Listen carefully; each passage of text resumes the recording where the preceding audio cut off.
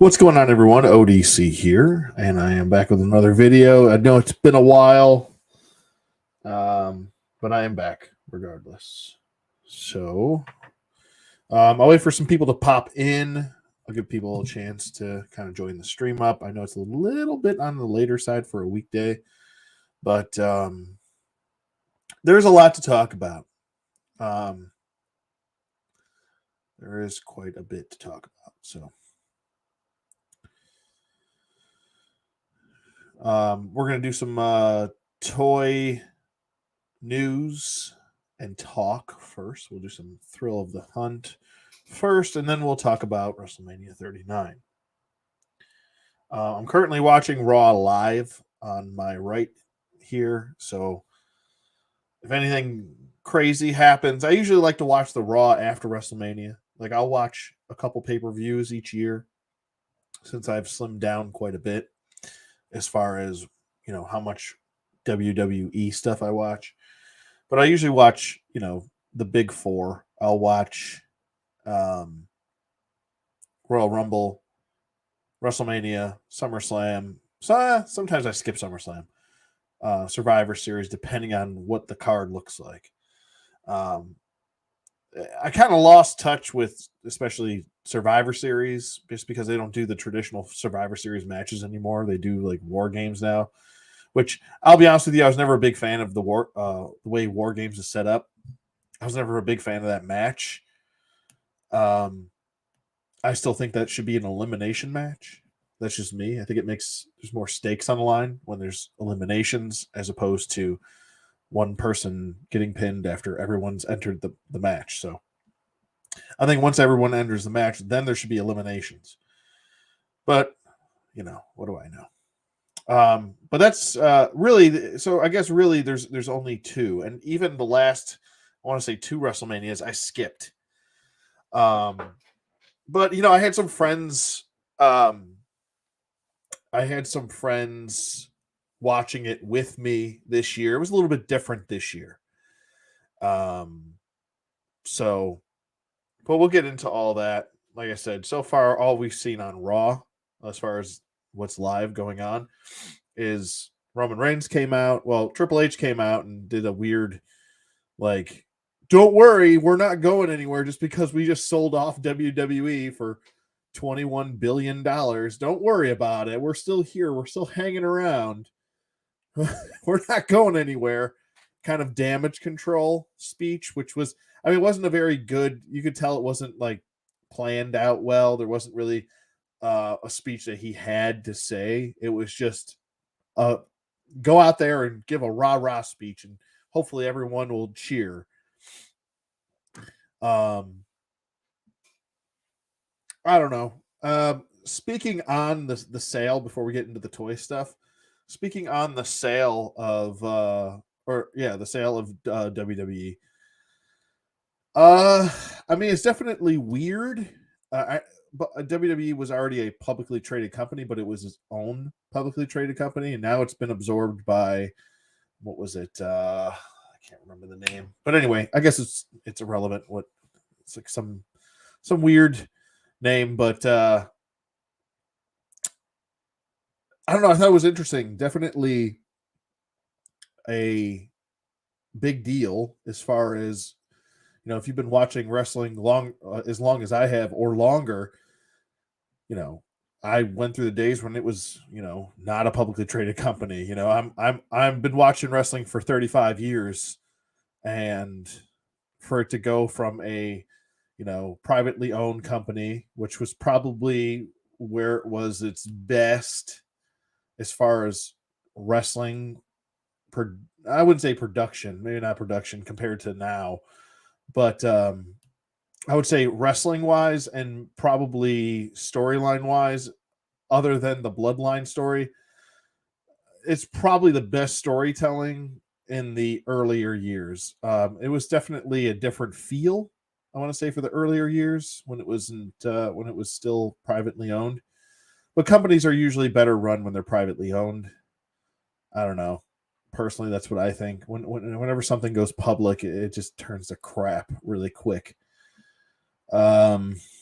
I know because I've worked for companies that have gone public while I've worked for the company before it went public, and you notice a huge, significant change in quality and a lot of different things. Quality, people's quality, the people that they bring in, um, your new bosses, a lot of different things. So, um, I personally don't know if this is a good thing. I think this is just a company that saw a product that's worth money, and it's going to be just like Disney. It's going to just do the same, pretty much do the same of what it's been doing. It's just a different name, I think. I don't know if it's necessarily going to get better. Um, Vince McMahon said he's back in charge of creative, but he's not in the weeds. I don't even know what that means. That's the most vague, like nonsensical statement someone can make is, "Oh yeah, I'll definitely be heavily involved with creative, but I won't be in the weeds." What? How are you heavily involved with something but not in the weeds? That's you either are or you are not. So that was a stupid statement on Vince McMahon's part, but he's probably senile at this point, and he's half an idiot anyway. So, um, yeah, I don't know. From what we've seen, we saw Roman Reigns come out. They did the big rah rah speech with Triple H. Triple H introduced Roman Reigns on Raw. Roman Reigns came out, acknowledged me stuff. Then Cody Rhodes came out and said, "Give me a rematch." He said no, in so little words. And then Cody Rhodes is like, "Oh, okay. If you won't give me a rematch, then I'll take a tag match."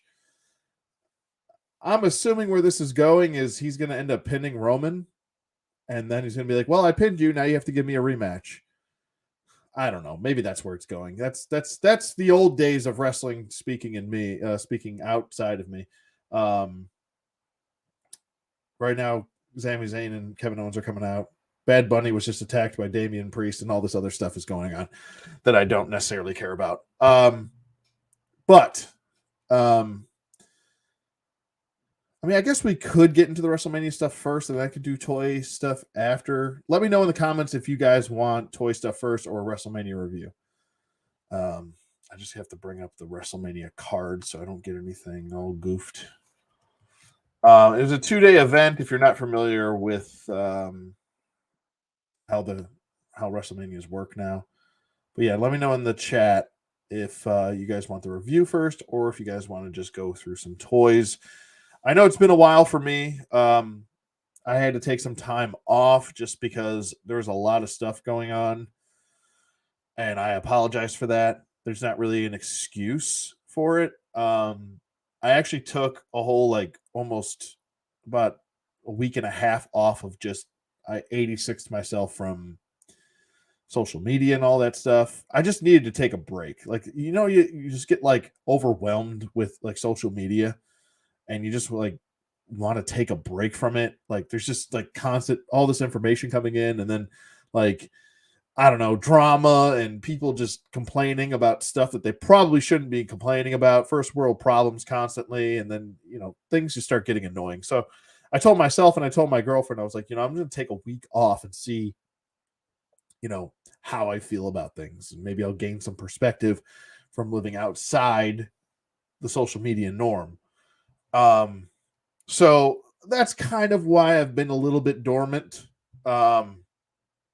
That, and it's kind of been hard. I have 5 or 6 reviews shot, and I think 1 or 2 are edited, so I just have to upload them. But it's just been kind of a tough time lately, as far as finding creative juices and motivation, I guess.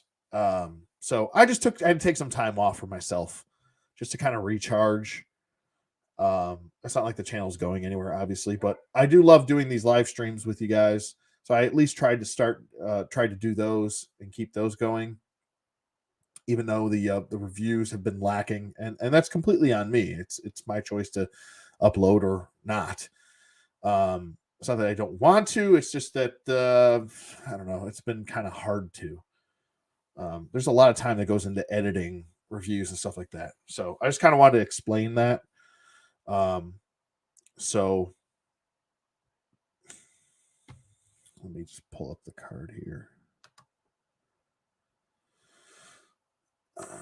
Is it 14 matches? Technically, I'll take one away because one is that nonsense match. Let me just bring up the regular card here. Here we go.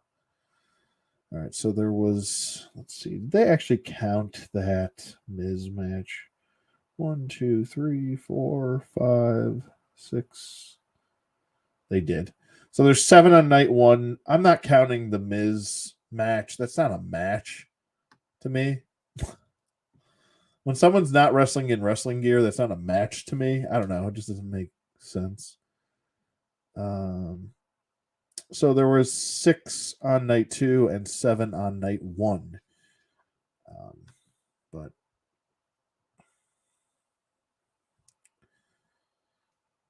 right now, Sami Zayn and Kevin Owens are in the ring. I have no idea what they're saying because it's on mute. But I'm assuming it's some sort of Gaga love fest from them winning what they've won. I'm sure everybody knows at this point. All right, so I guess we could start with Toy Talk. Nobody said anything in the chat, so I don't know what you guys either want to see or do. So I'll just go with, we'll go with toys first because that's the reason why we're here to begin with. Let me just give me a second to.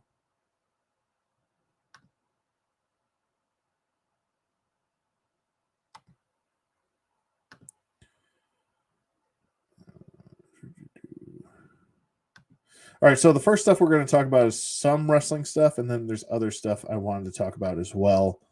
I actually just uploaded these photos. There's a lot to talk about here. It's some really cool stuff. Let me get to, this is all, I just screenshotted them right off my phone. It was just the easier thing to do. All right, so we'll start off with the British Bulldog here. This is probably not my favorite British Bulldog and probably not everyone else's favorite British Bulldog, but it's I want to say 99 to 2000 British Bulldog, where he kind of wore the jeans. This is a pass for me. They just announced this, I think, was it yesterday or a couple days ago, something like that. A lot of these reveals and stuff. So I mean, it's cool. I'm sure a lot of people will probably just want to use the head and put it on a British Bulldog body, because the last time we got this head was what, Legends series like 2 or 3, way back. I mean, way back, 2000. I don't even know, what was that, like 2010 or 11, maybe 12. I don't know. Might have been like 2011 that we got, or 2010 that we got that Legends, the beginning of the Legends line. But yeah, there is British Bulldog in his Attitude Era attire, in his jeans. Pretty basic figure. It's just a figure in jeans. Next up, we've got Virgil in his singles attire. This is actually one that I might consider getting, just because he actually did wear this in part of the New Generation era. Virgil did kind of hang around until about 94. Throughout 94, I want to say. So, New Gen started around 93, beginning of 93, and then kind of went all the way through 97. So, this is one that I'll snag. I'm surprised they did this before they did Vincent, but I will actually pick this up. This is a one I would pick up. Next up, we've got Shawn Michaels in his Royal Rumble 1997 attire. He wore this all kind of pretty much throughout 97 and even into his second run in 2000, and I want to say 2003. He wore it for the most part here and there. But yeah, this is awesome. This is a defining moments. This is a Ringside Collectibles exclusive. It comes in like a 4-pack that's like $114. I think it's actually really worth the price. It's actually under what the price should be, because most, I want to say, defining moments are around $30 a piece. And I don't know. I think this is kind of worth the price of admission here for it. It does come with the cowboy hat. Does not come with the title belt because he went actually into this match as number one contender. This is when he beat Sid for the title at 97 Royal Rumble. Hopefully he comes with knee pads. It shows the digital rendering here of just printed on Texas logos right here on the knees, but those are actually supposed to be knee pads. So hopefully we actually get knee pads. I would assume with defining moments that you would get that, but who knows with Mattel, they cut corners all the time. Comes with an extra pair of hands. And that's about it. He does come with ring attire, which I need to get to that photo, actually. Let me get to that photo. There we go. Here's the entrance attire. It looks good. It is accurate to what he wore. He wore these like kind of like, now this is all cloth too. He wore these like mirrors all on the upper torso of his stuff. What's up, Andy? Zorpox, what's going on? Hello, hello. Yeah, I wasn't sure if you guys wanted the WrestleMania reviews to begin with, or if you wanted to talk toys, so I just started with the toys first. But here's his entrance attire. It looks pretty good, man. This is a good looking figure. It's nice to see that Defining Moments is at least back for this release. This is, I think, a really good Shawn Michaels head sculpt. He's got that long hair. This is a release I've been wanting for a long time. Let me see if I got any other photos. Here's him in the package. Like I said, no title belt, but I'm sure enough people have Winged Eagle Championship belts that shouldn't be an issue too much. But that's what it'll look like in the packaging. It is a part of a 4-pack, which I'm actually going to divert to Ringside Collectibles so I can show you everything of what it comes with.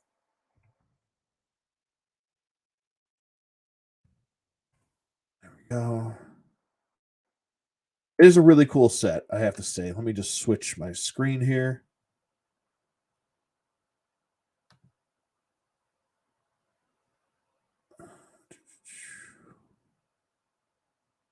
Remove that. I'm back. Hello. Not for long.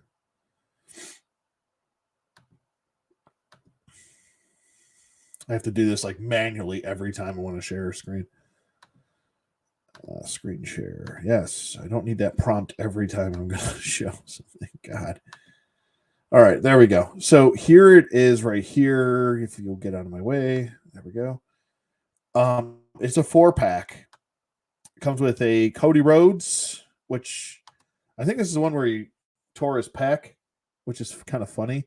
It comes with like a bell cow or cowbell kind of thing.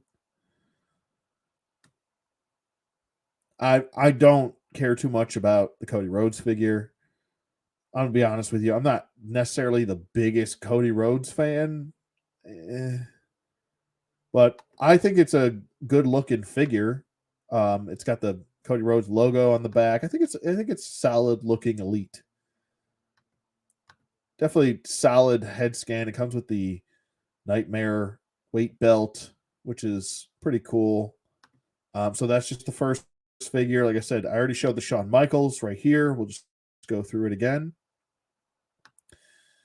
And whoa. Let's show all of the photos here. There's Shawn Michaels. Got the Shawn Michaels logo right there. Looks really good. It says Ringside Exclusive. There he is in the packaging again. There he is outside the packaging. There's another one. So you can see the figure from behind. It doesn't show if he comes with knee pads in there. I'm trying to see if I see any. I don't know. Hopefully he does. We haven't seen the figure without the entrance gear, so who knows? The figure itself is $27.99. That's about around the right price for a figure that's separated from the the rest of the set. Now here's the whole set right here. I think this is actually a pretty solid set for $114. I mean, friggin', it's already on back order, for God's sake. Holy cow. But I mean, at least it's still up and available. And like I said, it is a ringside exclusive. Next up, we've got Hell in the Cell, Mankind. And yes, he does come with the tooth up his nose and a bloody mouth. I mean, how much better does that get right there? I mean, you've got to have the tooth up the nose head in your display. Come on. It comes with extra hands and a head. And that's about it. And I think that's really all he needs. He doesn't need much else. But I think it looks really good.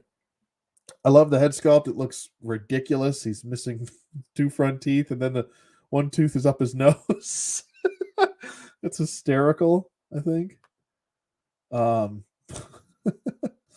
see if I can zoom in here. There we go. Oh, that's about all I can do. But you can see a little tooth right there. It's up his nose. I just think that's funny. And here's the figure in the packaging. And there's the back of the figure. Oh, he's also got the the what you call it? The tacks in his back, which I think is also a nice little added touch. So figure looks good. It's got the Mick Foley Mankind logo.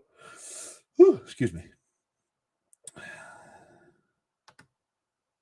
This one's going to be a banger. I think it's going to be a good big seller. I also like what they did with the sleeves there, the short sleeves, how it's kind of like torn and ripped. And then it gives it the whole description of what the figure's from. And then we have one that I'm really been wanting bad, and that's this Defining Moments Bret Hart, which this is specifically from one of my favorite WrestleMania matches ever. It's the Intercontinental Championship match against Roddy Piper. I'll be bringing this match up later for a specific reason, but this is... He does come with a cloth jacket, which is really good. It does come with the correct logo on the back with the old Hitman logo. So that's really good. Like I said, I've been really looking forward to this release for a very long time. I'm actually hoping we get a Survivor Series 95 Brett too with all pink as well. That would be nice too. And maybe the very rare singlet Bret Hart from Survivor Series 1993. That would be awesome too. But yeah, this is one of my favorite, like I said, WrestleMania matches ever. Very underrated. Not a lot of people talk about it. And yeah. So that is that as far as the 4-pack goes. Let's take a look at the 4-pack really quick. This is the set of what it comes with, what it looks like, and everything. I think it looks pretty damn good, man. I'm not really into packaging, but it's pretty awesome that you get 4 figures. You get in this nice display box. So if you're a mid-on card collector, this is probably a good set for you. It's got a nice display on the side of the box. I'm definitely going to be picking this set up. Absolutely going to be picking this up. Even though I don't really care for the Cody, I still think it's a solid, good-looking figure. I don't really collect modern wrestlers, but I think the set, as far as having 3 legends in it, kind of outweighs just the one modern guy in there. So I don't have a problem with that. Let me switch back to this screen here.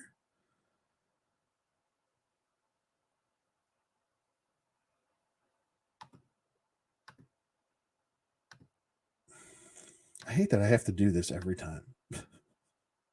Every time I have to do this. All right, so there's a couple other releases that you may have seen. There's this NWO Eric Bischoff and just kind of GM Eric Bischoff. It looks more like NWO WCW Eric Bischoff. I don't know why they're showing this photo. This looks more like GM Eric Bischoff in his later years. This looks like NWO Eric Bischoff. He comes shirtless. I'm assuming he's going to come with the NWO shirt. It's just not shown here. This looks plasticky to me. I don't know if I'm a big fan of that. I think they should go with cloth goods from now on. He does come with 2 pointing fingers, slap hands, and then gripping hands, and a microphone and an extra head. So this like smirking face. So I think it would have actually made more sense if he did come with maybe a more modern GM head, but maybe this is supposed to be NWO Eric Bischoff, and they just kind of threw this photo in there for some reason. So that's pretty cool that you're getting that. I already showed that. We are getting another Jerry the King Lawler. It's more of the, I want to say, announcer Jerry the King Lawler. We did get the 93 Jerry the King Lawler. Sean, I think I'm cute. I know I'm sexy. Got the looks. Drives the girls wild. I got the moves that really move them. I said it, you up and down there. Anyway, but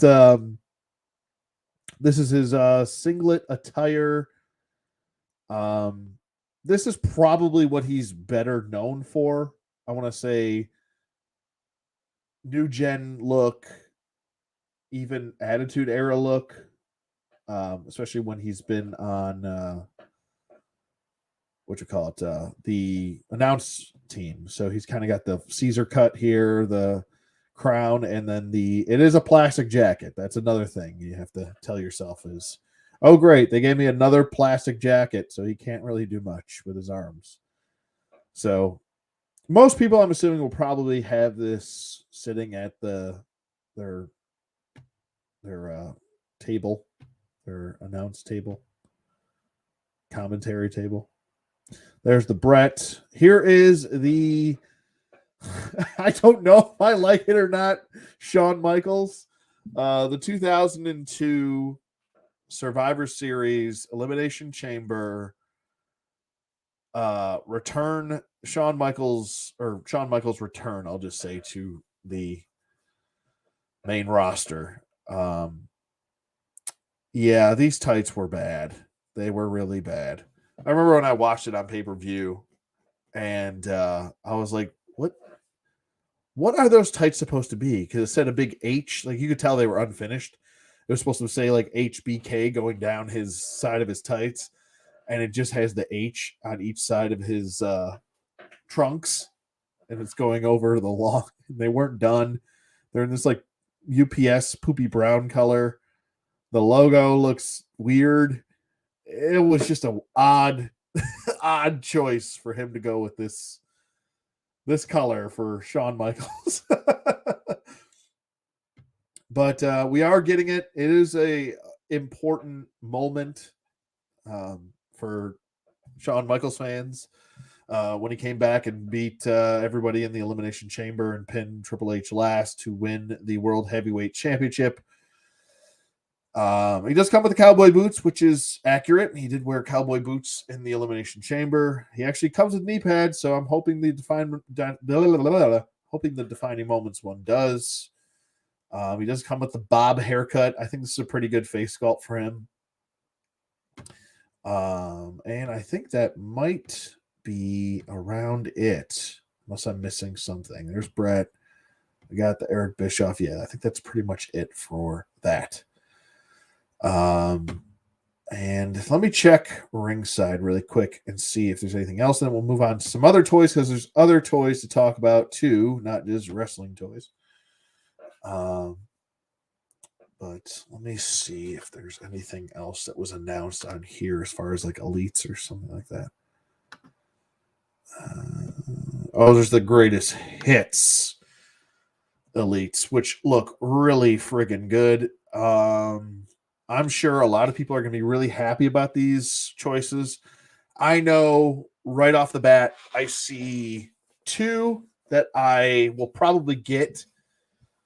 Hopefully they painted it this time, but let me stop alluding to stuff and start showing stuff.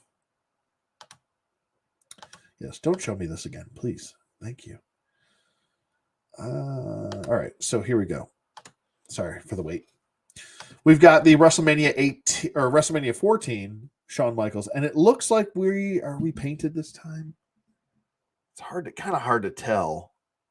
It looks just like a gray plastic, like the original time, or the first time it was released. But hopefully, he comes with knee pads. I don't see knee pads in there though. Man, they really just can't get the knee pads right for Shawn. They just keep dropping that ball. So I don't see any knee pads in there, but it looks like this time maybe this is. Let me see if I can zoom in a little bit more. From my vantage point here, it looks like they're not painted. It's hard to tell. They've got the kind of strings here painted silver. This is supposed to be like red and blue, I believe, and black, but this just looks gray to me. So I don't think that they did paint it this time. Maybe it'll be painted in the final product. Who knows? Yeah, it's definitely just a gray color. So this isn't accurate again. Like all this is supposed to be painted, and they didn't do it. They on the original release, they did have a goof, and they didn't have the, I guess, belly chest hair, the belly hair. They had some releases with both, but then they had some with only just the chest hair. I believe I got both in my version. This is a really good re-release, though. It's one of the best Shawn Michaels head sculpts ever in existence, I want to say. It's probably arguably the best Shawn Michaels head sculpt. So there's that to point out, but it's nice that people get a second shot at this. They need to start doing more of this, I think, revisiting some figures like the 97 British Bulldog for a lot of people that missed out. A lot of other releases. Next up here, perfect. We'll go Harley Race. This is another figure that has eluded me in that wave of, what was it? I think it's Build a Commissioner Shawn Michaels, which I still don't own. That's one of the more expensive waves, and maybe that figure will start dropping in price now, hopefully, due to this being re-released, excuse me, this King Harley Race. So this is another one that I think a lot of people wanted, and it's nice to finally have. Woo! Excuse me, been a long day. But I think the face sculpt is actually better than the original release. The paint apps are a lot better on them. So there's that for Harley Race. If you guys have any questions, don't hesitate to ask. So, Blue Tista. I have Blue Tista, so this isn't like a big deal for me, but I know it's probably a big deal for a lot of other people. Looks good, though, I think, for the most part. And who doesn't love Batista? I mean, come on. Money in the Bank, Seth Rollins. I'm going to be honest with you guys, I've never been like a huge Seth Rollins fan. He's a really talented dude. I don't necessarily need this figure. It's definitely a important WrestleMania moment when he cashed in Money in the Bank and pinned Roman Reigns and won the WWE title, which was pretty awesome. I loved his heel run that year too. I think it was what was that, 2015? His heel run that year was great until he blew out his leg. And then we've got what was it? I think this was like what was that? What was their tag team called? It was Big Show and Taker. They need to start re-releasing Big Shows, but I don't know if they will because I don't think he's under contract, or they don't have him on a figure contract. And I don't think he's with WWE still. So, but anyway, we have the tag team tag team championship version of Undertaker. I have this Taker. They still got the wrong gloves on him. They got him in the modern gloves, which I'm like, how do you guys keep messing these gloves up? I don't understand that. It's between like Shawn Michaels getting no knee pads, and him getting the wrong gloves constantly. It's super annoying. Like, come on, guys, do your job, please. It's not hard. It's really not that hard. But for those of you that did miss out on it, you could always swap the gloves and fix it yourself. It's not really the end of the world, but it's nice to see that they're actually doing that. And this is wave 4, I believe. So that's pretty cool. Oh no, Grace hits 2. Oh, this is top elite picks. I'm sorry. Oh my God, I'm like out of loop. Nothing really that I care about here as far as it's all modern stuff. I don't really collect that. Elite 102. I don't think there's any. Oh, I think the only guy I really give one shit about is Gunther. I know some people say Gunther, but I say Gunther because that's what it looks like to me. Gunther, I think is he's the guy / Walter. I remember Walter from NXT UK. I think he's the guy that should probably be the next guy, like the guy, the next big heel, But anyway, yeah, that might be a figure I would consider, maybe. This Sami Zayn looks pretty good. I just nah. his fucking face is funny. But I usually go for just the legends for the most part. There was what was that release? There's the Hulk Hogan and Camo from WCW, Zeus, Jey Uso, and Dolph Ziggler. None of these really scratch an itch for me. They don't really do much. I have enough Hulk Hogans to choke a horse, so. What was that? I still want this Andre. And this Rock looks really good. With the Brahma Bull title belt. Looks pretty good. That's a good looking figure. I still want this Andre, though. This is a solid wave here. I already picked up that stunning Steve Austin. I showed that off last time. I don't really have any pickups this week or for this live stream. I haven't really I haven't really picked up anything since the last live stream. Like nothing, not a thing. So I don't really have anything to show as far as pickups go. So I guess I'm a little boring in that section, but let's see. What else was there's something else? Wasn't there there's like what was it? There was 97 Taker with his title run. I think he had the cowboy hat. They announced that the cowboy hat, the entrance gear, and I think that was from the In Your House after WrestleMania 13 when he defended his title. I think that was in Rochester. I think he defended his. Who did he defend his title again? Was it?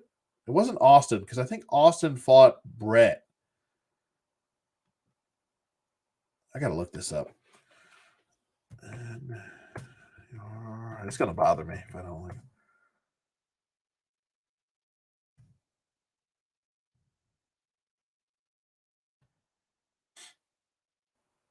Yeah, Revenge of the Taker. That's what it was. It was Revenge of the Taker in Your House 14. Boy, attendance. My God, if I told you this attendance, you'd be like, what? The attendance for Revenge of the Taker was it wasn't even like it's barely half of a regular Monday Night Raw show nowadays. Most Monday Night Raws are like what 20 to 30,000 people. 11,477 people at a pay-per-view. Oof, that's gotta hurt. That has got to. Yeah, it was Mankind. That's who it was. It was kind of the end of their feud until the Hell in the Cell match, which was really, really the end of the feud. But it's pretty crazy that, like, it's really crazy to me that this is such a weird card. And I'm just going to reminisce for a second, just for a second here, and just explain this card. And I'll just read it off, okay? So the free for all match was the Sultan versus Flash Funk. Went 2 minutes and 55 seconds, and the Sultan won. Then the start of the card was Legion of Doom defeated Owen Hart and British Bulldog for the WWF Tag Team Championships. It was by disqualification, so the titles didn't change hands, but that's what it was for. Then we had Savio Vega, and he was in Nation of Domination, defeated Rocky Maivia by countout. So it's going from bad to worse to even worse. We just had a new talent at the time, still relatively. Flash Funk losing to the Sultan, which that gimmick was never going to get over. Then the Legion of Doom winning by disqualification. Like, what are we doing? Either put the titles on them or don't. Then you had Savio Vega beating your Intercontinental Champion by countout. Like, what? What are we doing here? Then we had Jesse James defeating Rockabilly. Real bangers here. Then we get, this is so weird. We get the championship match in the middle of the card. Like, how disrespectful is that to your brand new champion in The Undertaker? Undertaker defeated Mankind with Paul Bearer in a singles match. Just beat him straight up, pinned him. Okay? 17 minutes. That's not even the last match. There's you ready? Technically, there's 2 dark matches after this. And then the main event, the main event was Stone Cold Steve Austin versus Bret Hart. And the winner got a WWF title match. Okay, so it was a number 1 contendership match. That ended in disqualification.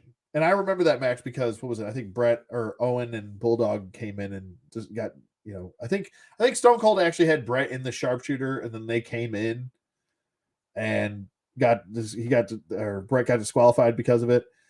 And I'm like, you ended your pay-per-view with a 2 disqualifications, a count out, and you put your title match almost in the middle of the card. What in the blue hell were you thinking? And then people that love Vince McMahon are like, oh yeah, he's so smart, and that's a great, he makes such great choices.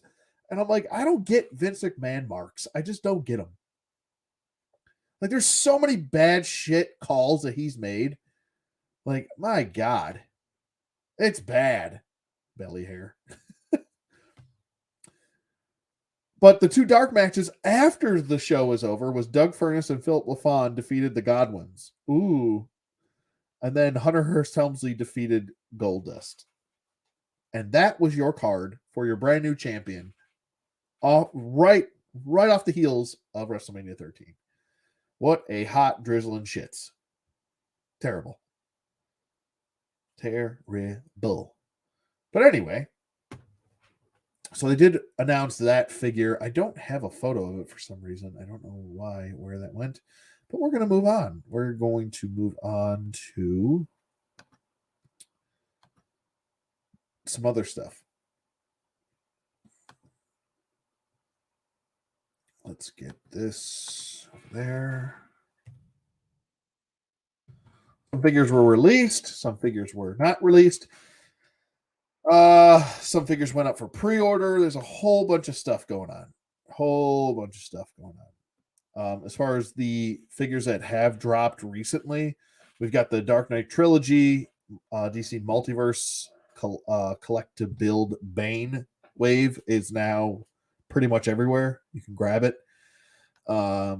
Spiral from Marvel Legends is pretty much everywhere. The what else? Mythic Legion's Boreas horse is available on Big Bad Toy Store. Let's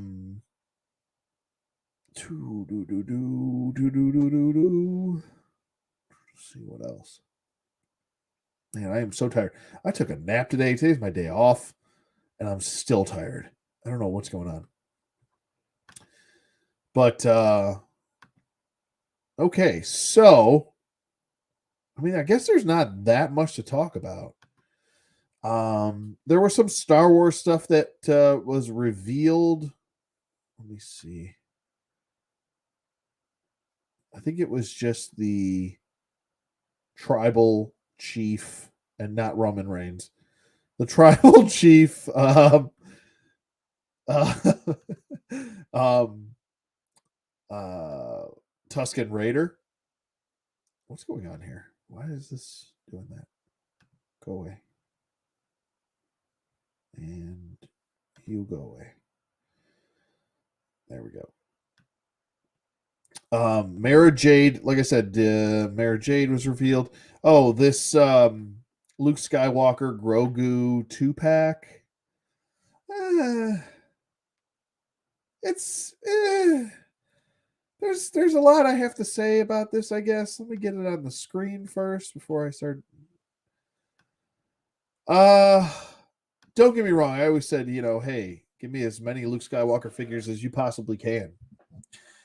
At $47 though, like what in the hell am I paying $47 for?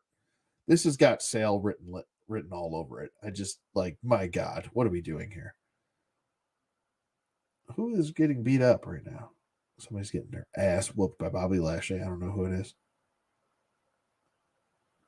Oh, it's Jobber McJobberson. What's his name? He was in Seth Rollins' group. I can't remember his name. Mustafa Ali. He's getting his butt whooped. We throw you down the. Oh my God, he is just. Okay. Anyway, back to reality here. Yeah, I'm not feeling this price. Like what? Are you really telling me that this Grogu is right here, that comes with this and this little thing, is worth $20? The outfit that, or the whatever he's wearing is actually, it is screen accurate. A lot of people are saying that the boots aren't accurate. They actually are. He did have wrapped boots. I've been seeing people saying that, and that's wrong. He does come with 2 lightsabers. It comes with like the Yoda lightsaber, which I don't know how in the hell he got the Yoda lightsaber, because wasn't that in the comics destroyed? And that's even in the recent comics. So I don't know how he got that, but I guess, Disney and Marvel with its continuity, I guess who the hell knows what's going on over there. It does come in this little box. There's some like little things that are included with it, but it's like, is it really worth it that much? And he's got like the little wrapped up, I think it was the chainmail. And like we've already gotten this. Like this is a straight up re-release. This training ball, that's a re-release. This part is new, but even this blast effect, that's a re-release from the training ball that came in the comic book Luke Skywalker. So I'm like, what? I just find it hard to believe, and this is one I'm going to have to pass on, because, or at least wait for a sale. I'll wait for a sale. If it drops down to like $27, I'm like, I think that's what it's worth. I don't know why anyone would pay $20 for a Grogu. That's absurd to me. So that Luke was revealed. Oh, the Pike soldiers were revealed, which I want to pick up a few of these guys. So I always love my scoundrels, my assassins, and my bounty hunters. You gotta love them, And I wish we would get some like be pretty cool to get like a, I don't know, like a create your own like bounty hunter set where you could like kind of create your own character. That'd be pretty cool. Maybe have it themed after like, you know, Star Wars The Old Republic, since they're now releasing Old Republic figures in Darth Malgus, which I am so excited for Darth Malgus. The toy line could end after they release Darth Malgus, and I would be perfectly happy and content with myself. I'd be perfectly satisfied with what we were given.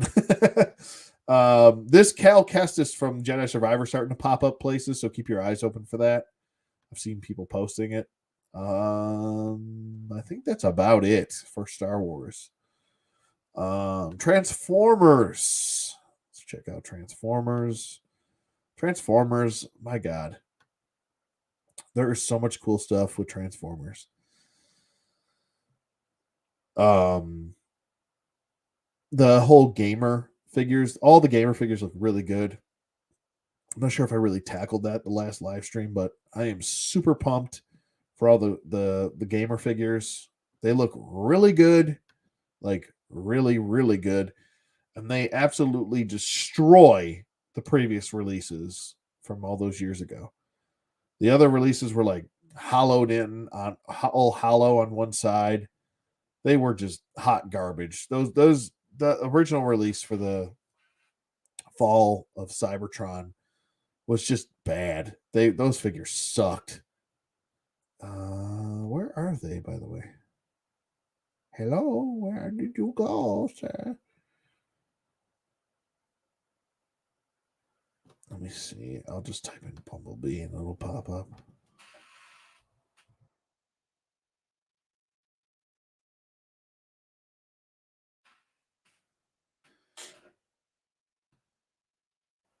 No, I didn't press that.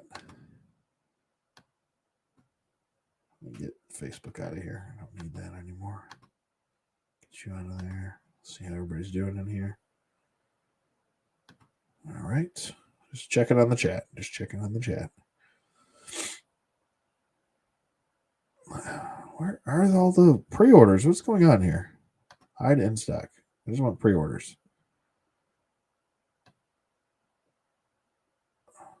Am I going crazy? Oh, there it is. I'm like, what the hell's going on here? All right. So here's the Gamer Series. I am super pumped for this Gamer Series. I'm probably going to try and get as many of these as I can. So I'm pretty much all in on this. I love, that's like one of my favorite games ever. Is the War and Fall of Cybertron. And look how clean that looks compared to the original that I do have. Like, this looks like it has like 10 times the detail. It looks like a cleaner transformation. It actually comes with the weapons it should. It looks frigging phenomenal. And I love his Cybertronian look. It looks so good in that game. Makes you just want to play the game again, you know? So I'm super pumped for the Gamer Series. Let's see. Super duper pumped for those. So go check them out. Go pre-order them. Right now, Roman Reigns is talking to Solo Sequoia. My guy, I can't talk. They're game planning a strategy because they're taking on Brock Lesnar and Cody Rhodes tonight in the main event. Oh my God. All right. So let me know when you guys are ready for the WrestleMania review, because I'll start going through it. It's already 10 o'clock, and unless you want me to wait until after Raw is over. So, but when you're ready, I'll start doing it. I'm just kind of going through what I haven't really talked about. Lots of DC stuff dropped recently. A lot of the Teen Titans, like the kind of like, I think it's like the modern / traditional Teen Titans releases have gone up for pre-order and or have been released. Oop, I keep hitting. I keep accidentally hitting hide. I mean to hide the stuff that's in stock. But I'm super pumped for the Batmobile, which I have pre-ordered, which I think $64. That sounds about right for a Batmobile for me. I'm pretty cool with that. I wanted the Batwing initially, and then having time to think about it, it's definitely overpriced. I will say this though: if HasLab was giving us a Batwing, it would probably be like $400, and I think we all know that. So it is cheaper than what I think a HasLab would be. It's a very large Batwing. What it came down to with me was I still think the cost is a little bit high up there, especially when you compare it to other things that are being released as far as Batwings go. Spin Masters has done one. I know it's really for 12-inch figures, but I guess you could mod it and put seats in it and do all that if you want to do all that work. I don't have the time nor the energy to do all that anymore. So I'm just going to pass on the $260 one, and I'll pass on the Spin Master one. And I really don't have the room for it either. I'm kind of maxed out as far as room goes for toys. So that'll be one I pass on, but I do want the Batmobile. The 89 Batmobile is so iconic. And the fact that it's coming out with a Keaton Batman too, like, I mean, for $64 or $60, whatever it is, I think it's well worth the price of admission. Super pumped for the Keaton Batman figure. There's a lot of stuff coming out as far as there's the Batmobile. I think it's 60 some places and 70 others. It's already sold out, for God's sake. Holy cow. That's crazy. I believe the cockpit opens up. I think it would have been a nice little throwback if they included like a plastic cover for his shield, like kind of how the original Batmobile came with. If you guys remember that from the Kenner days, it came with like a plastic. It was like a really thin, crappy plastic, but it was like a shell and it would go over the car. And it looked like it had its shields up. When he says shields, I thought that would have been a funny touch if they would have done that, but they didn't. Canopy goes up, which isn't accurate. Technically, it's supposed to slide back, but whatever. It's a toy. I think it looks great. It fits 6-inch figures into it. Right here, the way he's sitting, it looks kind of like his ears are going to hit the canopy, but I think it just misses it. That's how it's going to come packaged in the box. It comes with a trading card. That's important. 22 inches in length. Can't wait. Cannot wait for this. Super pumped for that. The Bat Cycle from the new movie looks pretty awesome, man. I'm liking this. I don't know about $33, and it's also sold out. Good grief, man. Yeah, I mean, it's all right. I'd probably end up using it for something else. I don't know. But now Rhea Ripley is talking to Bianca Belair. Unify those titles, please. Blah, blah, blah. But I think that's it for DC stuff. Like I said, there's a bunch of Teen Titans that were been revealed. I don't know. Are you guys gonna go see the movie at all? The new Flash movie?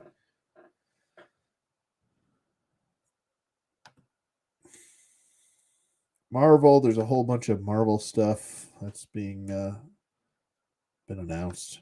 There's been a whole lot of the kind of the same. We've got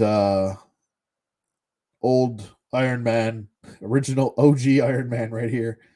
And then we've got another Gamerverse Miles Morales. Like, we need another. God, people just love to get the same figures over and over again. I swear to God. Same Spider-Man comes out every other month, and they're like, "Oh, this one looks so great," and I'm like, "It looks the same. There's nothing really all that different." Sorry, I was just watching. Rhea Ripley's so good on the mic, man. She is just money. That girl is just absolute money. Um,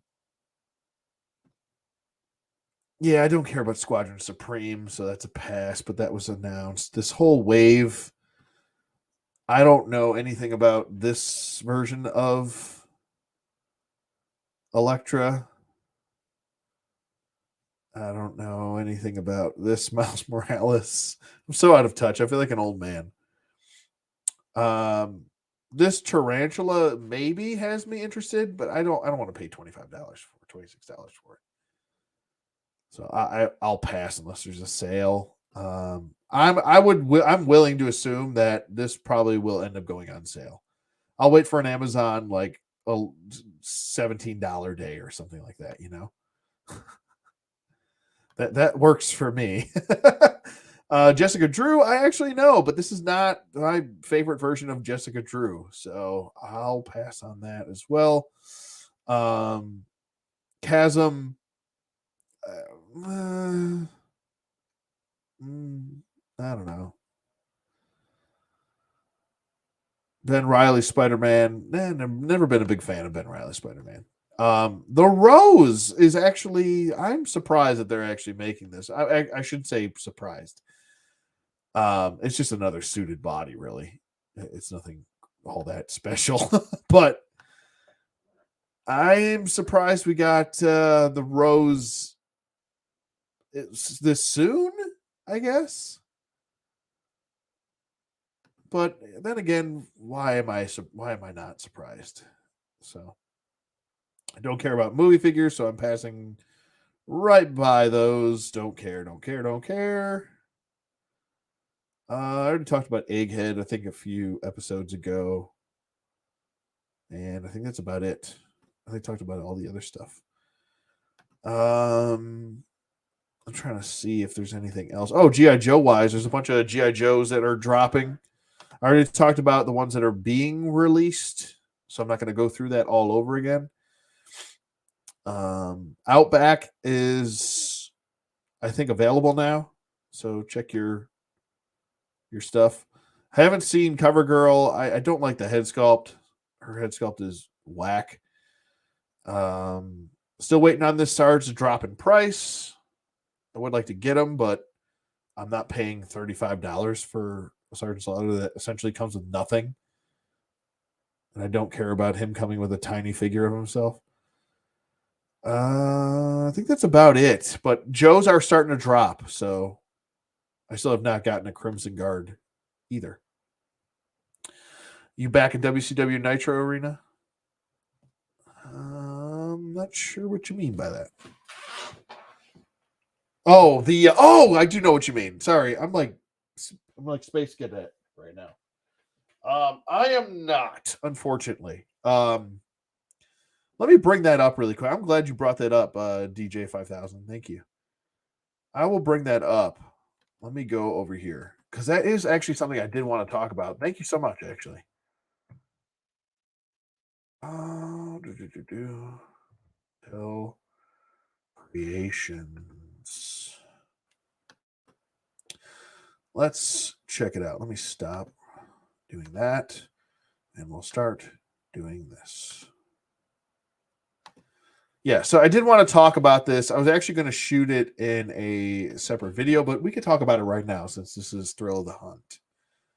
Thrill of the Toy Hunt. All right. So, here's my feelings on the Nitro set.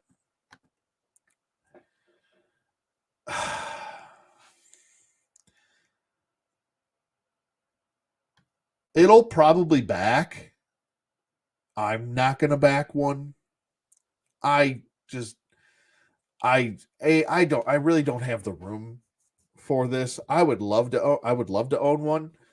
I also think it's way overpriced. And if it's not the way that these, HasLab / Mattel Creation crowdfunding type deals are, is that the value of the dollar, when you're being subjective, is entirely up to each individual person separately. Objectively, I don't see where the money's going here. You could possibly, if you get all of these figures with it, maybe it's worth it. But that's only if you get all the figures. So you got to get all the stretch goals, which I don't think I don't know if that's going to happen. There's 32 days left. You're at 27% funded. You got to reach 11,000 backers. I can't see that happening to get all the figures.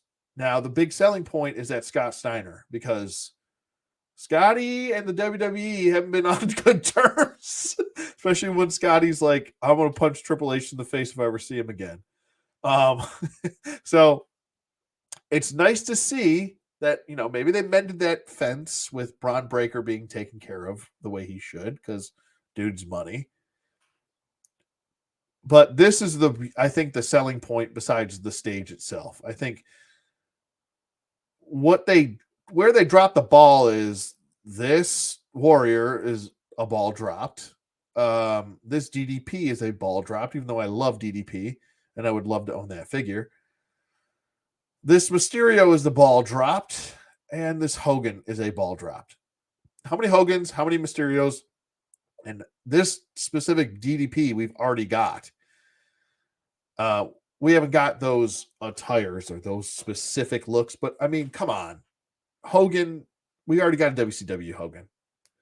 We've already got Rey Mysterio and WCW attires like multiple times now.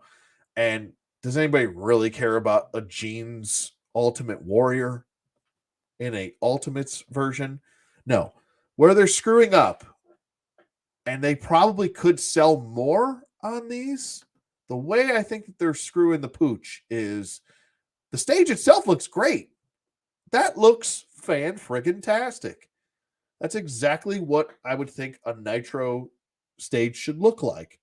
I think it should be a little bit higher up off the ground. I think it's a little bit too close to the ground, but that's just me. I think the ramp should be a little bit longer, just a little bit. I know they didn't have the longer ramps like WWF did at the time, but it's cool that the lights work and they flash and they change color to color. That stuff is cool. Don't get me wrong. But what I would have done differently, this is just my personal opinion. I would have gotten rid of 2 of those figures in there. I would have added the announce desk, which is usually right near the stage anyway. And you know how they had that whole announce table desk area? I would have added that. And I would have added, you can't add Tony Schiavone, obviously, but you can add the AEW Tony Schiavone from your own collection. We can't have Tony Schiavone, so you get yourself the Eric Bischoff that was just announced. You put that in here, right? And then you put a Bobby the Brain Heenan in there. And because those two were a duo for quite a while before Schiavone kind of popped in. So you could go that route. I would have added that. And then I would have added 3, maybe 4 figures total with this. Or what you could have done was made the so you would have had, let me stop skipping around here. So you would have had Eric Bischoff, WCW Eric Bischoff with NWO swappable stuff. Then you would have had Bobby the Brain Heenan. Now just follow me here. I would have definitely included that Scott Steiner. I would have included a Rick Steiner, because you can't have one without the other. That's just stupid. And I would have done a Buff Bagwell. I mean, you can't have Scott Steiner, Rick Steiner, and not have a Buff Bagwell. Maybe there's contractual things that they can't get Buff Bagwell yet, but that's a selling point. I think if you get those key elements in there, and even if you took out the announce table, I think the play set is really the thing that you're trying to sell. Now, when it comes down to, I think you break it down to if you get all of the backers, get all the figures, right? I think it's what 11,000. You need 11,000 backers to get everything, right? I think. Let's see here.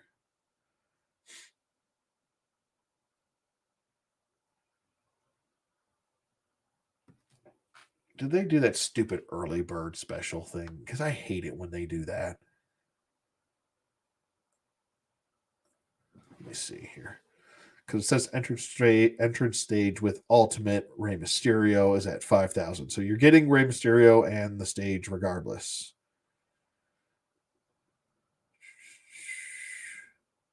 Yeah, see, they did it again. Early funding bonus. If we reach 5,000 between March 29th and April 7th, which that's clearly not going to happen, then you get a debut Nitro Hulk Hogan. So you're not going to get the Hogan now. So there's one figure right off the bat that's taken away. There's no way they're going to meet 5,000 backers in 4 days. That's just not going to happen.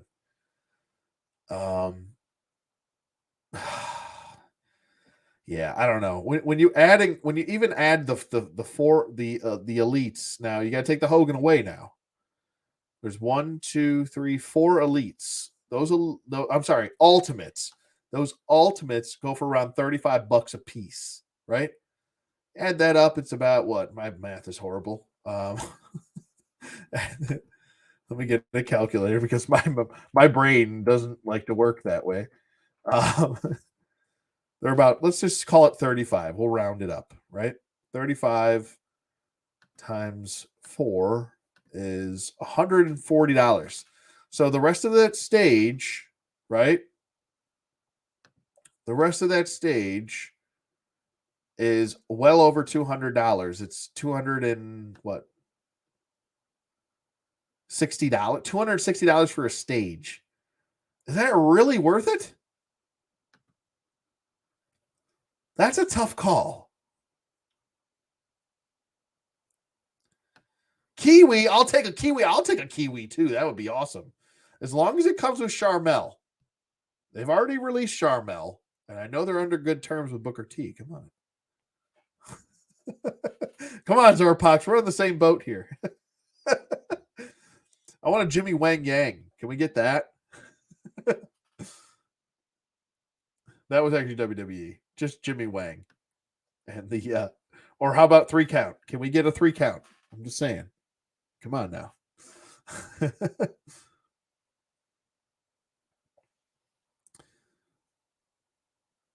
Yeah, I agree too, DJ 5000. Enough with the Hogans, enough with the Rays. I get they sell, but when you're doing a crowdfunding thing, Rays and Hogans aren't going to sell to the crowd that you're trying to sell to. If they picked Buff Bagwell, you got to almost pick first time in the line people. You got to get your Rick Steiners, your Scott Steiners, your Buff Bagwells. I mean, hell, you could have done a whole WCW or NWO theme just for the stage. You know, they could have came with spray cans and stuff like that, and they could have had like little stickers that you come with, so it looked like you spray painted over the WCW logo. Like this is all stuff that I'm just sitting here thinking off the top of my head that you can do with stuff. Like I said, adding that announcer's booth, which was right near the stage anyway. Add that, take away, just add 4 figures to the set. I think that would be worth more to a collector for something like this. Don't get me wrong. Like I said, it's a really nice stage. I'm sure it'll look great for the people that want to back it. I hope it funds for you, but I don't see it. I don't see where the money's going. I don't see a $260 stage that's worth that. I would say save your money for something else. I would say if you want to put $400 into something, just buy the regular waves Get a bunch of, get that defining moments set. I'd put $114, invest that into the defining moments 4-pack before I'm putting it into $400 set. I mean, that's tough, man. That's a tough. I couldn't do it. That's just me, though. Yeah, Harlem Heat. Harlem Heat. Yeah, I mean they released Harlem Heat. I wouldn't mind it though. I mean, I think that would work too.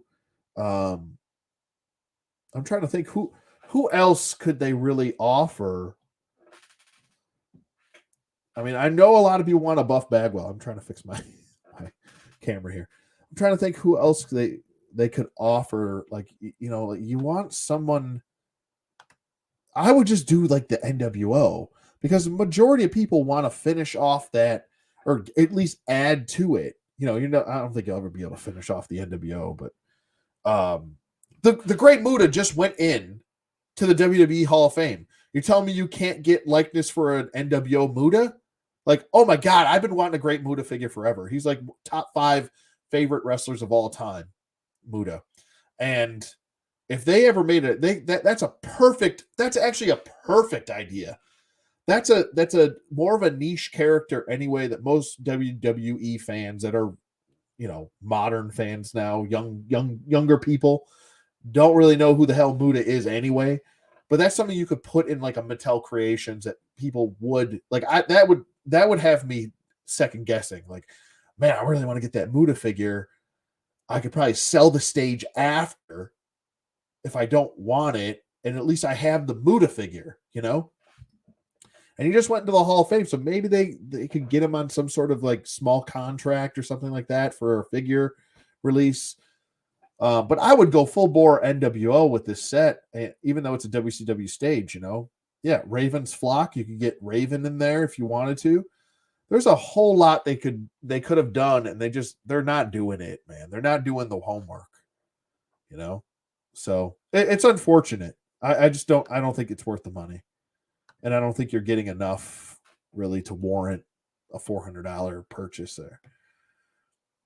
So, all right. So, a DiBiase and a Virgil. Yeah, I agree. I 100% agree there. A Rick Rude, NWO Rick Rude, NWO Kurt Hennig. You could go that route too. You could do hell. Well, you can't do the 4 Horsemen. You can't do a modern 4 Horsemen because Benoit. We're never going to get a Benoit. We do a Mongo. We could do a Mongo. There's a lot they could have done. So, all right. So we did some toy talk for a while now. Some Thrill of the Hunt. Let's talk about the WrestleMania card. We'll talk about WrestleMania 39 now. There's a lot to talk about. I want to call this the most bipolar WrestleMania I've ever witnessed.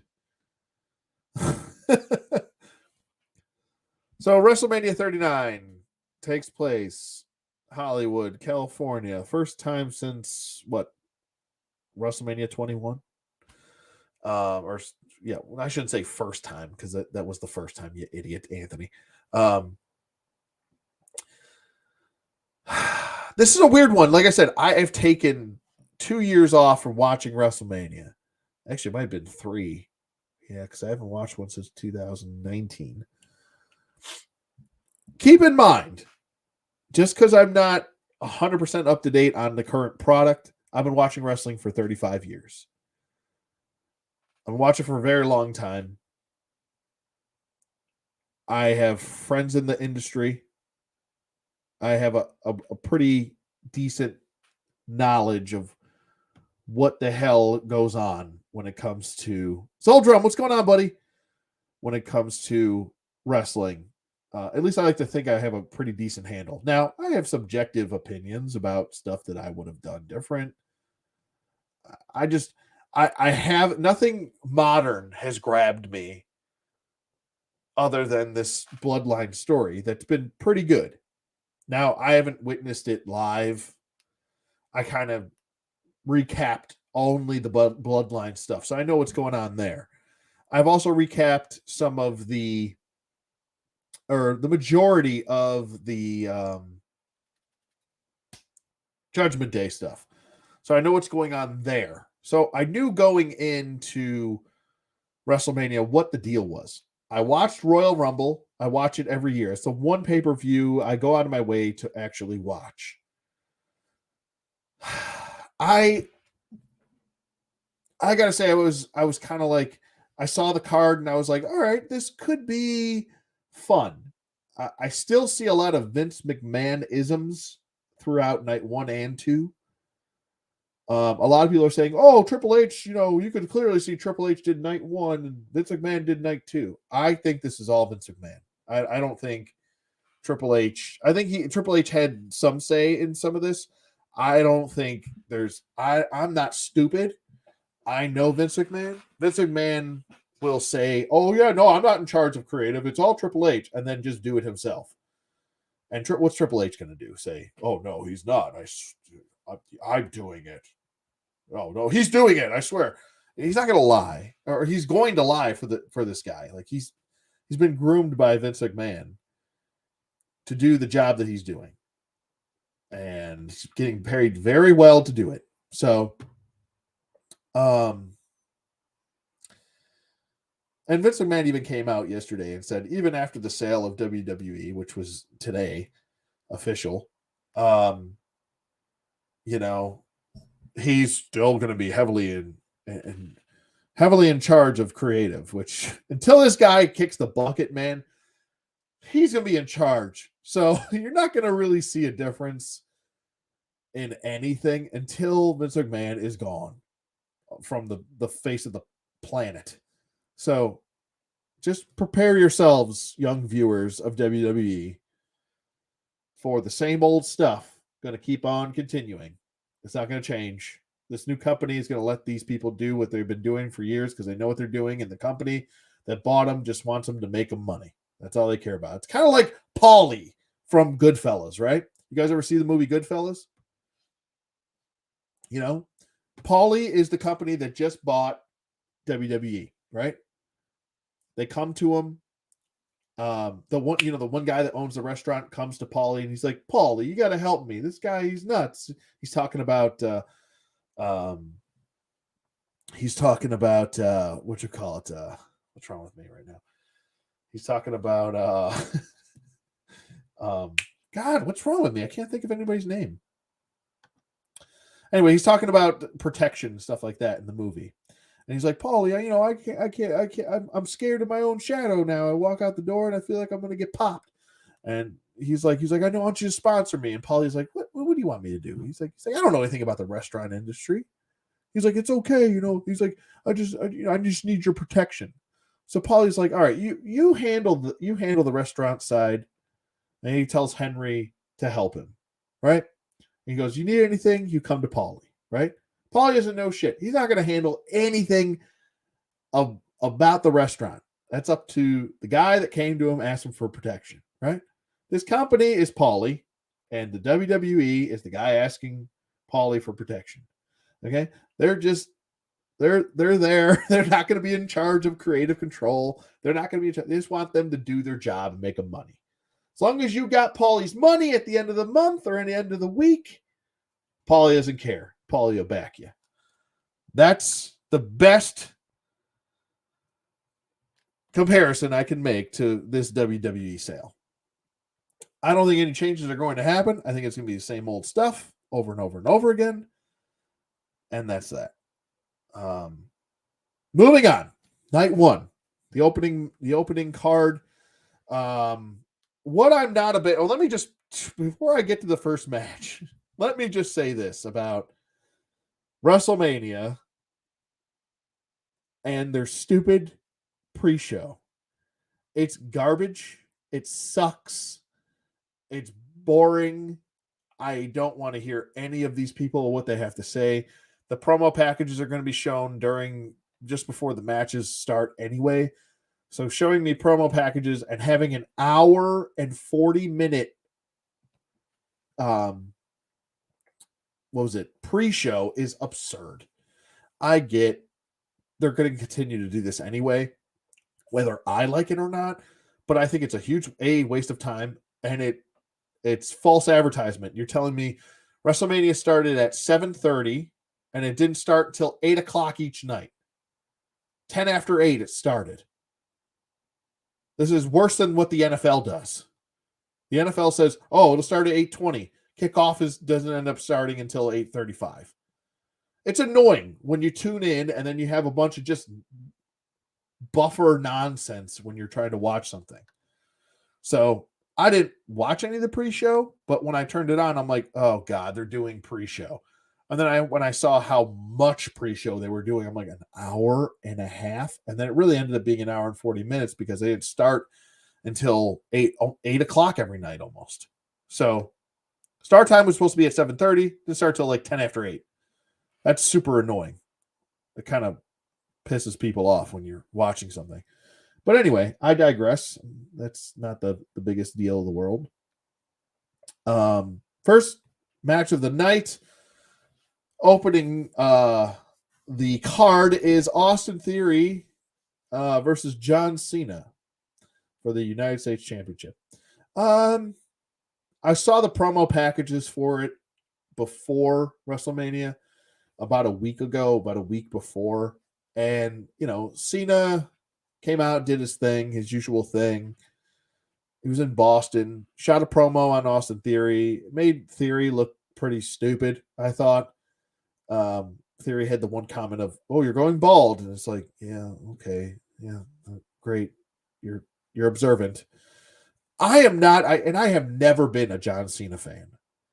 But I like the guy. I like John Cena more now because he's in movies that I can enjoy than I ever did. I never liked him as a wrestler. This greatest of all time stuff needs to cut it out. They need to cut that shit out. He's one of those guys that are just,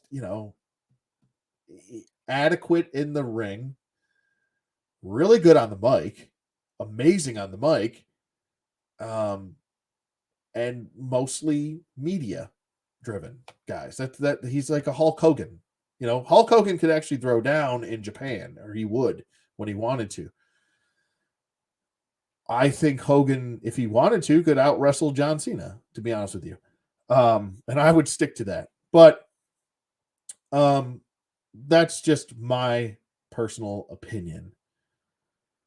Because I've seen Hogan wrestle, and the dude can actually, like, if he wanted to do some stuff, he could do some stuff. So do your homework. Go check out Hogan in New Japan Pro Wrestling. So even in later years of his career, he could have a match. Anyway, I'm not the biggest Cena fan.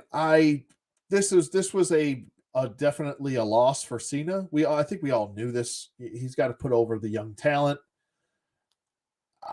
I wish he would have started putting young talent over about 10 years ago when he was still putting himself over. But that's just me.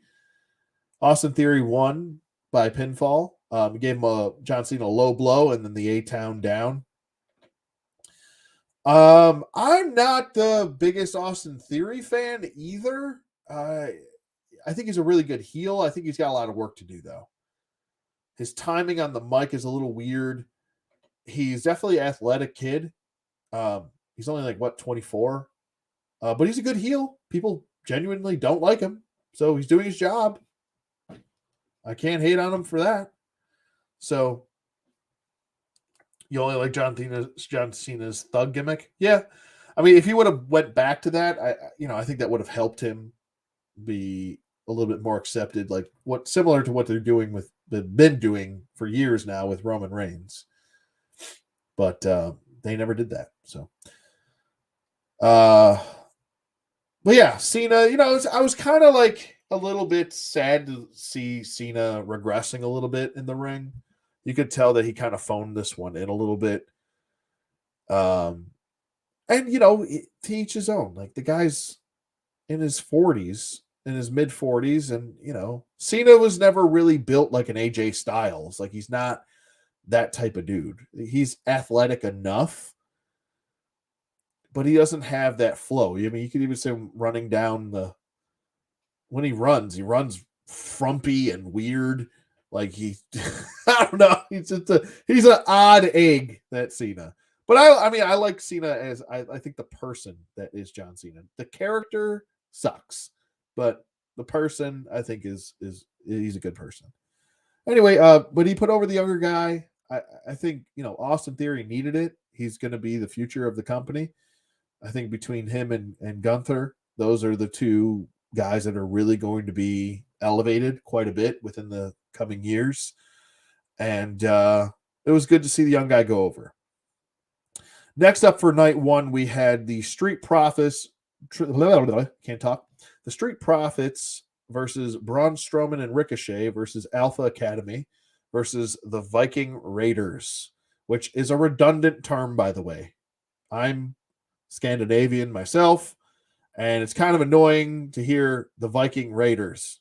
It's just like the stupidest thing you could ever. I don't know. I still can't stand it. Anyway, moving on. This was actually a really good match. This was a match that didn't have anything really on the line. I would have given whoever won this a tag team title. Why can't this be the tag team championship number one contender match? Like, what? Why was that not a thing? You've got all these teams fighting. You need them to fight for something. But it's a men's WrestleMania showcase.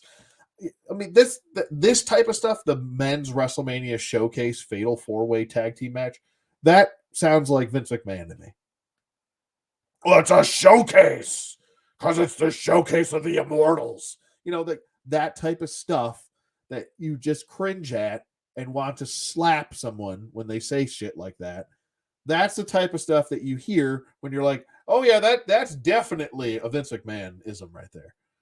Roman Reigns is coming out on Raw right now. I think they're doing is it already like, oh my God, it is like main event time for them. Street Profits. I mean, there's a lot to talk about in this match. The flow of the match was perfect. This is actually one of the better matches on the card. There was a lot of action. These guys were given only 8 minutes and 30 seconds. That's 5 seconds more than the women were given in night 2. Okay? And they got a lot more done with only 5 seconds more. Okay? Personally, I think this was one of the best matches on the card for the night. I want to say it's probably third best, hands down. There's a lot of really cool spots. I mean, friggin' Chad Gable he just straight up deadlift German suplexed Braun Strowman. It was amazing. I don't know where the guy gets all that strength from. He's like 5'9" and probably like 190 pounds. And the dude deadlifted Braun Strowman. Jesus. Like, and I know Braun Strowman's lost some weight, but he didn't lose that much weight where it's like that was pretty. They need to turn Chad Gable and turn him into the next Kurt Angle. The guy literally looks like Kurt Angle. He talks like Kurt Angle. He's got charisma like Kurt Angle.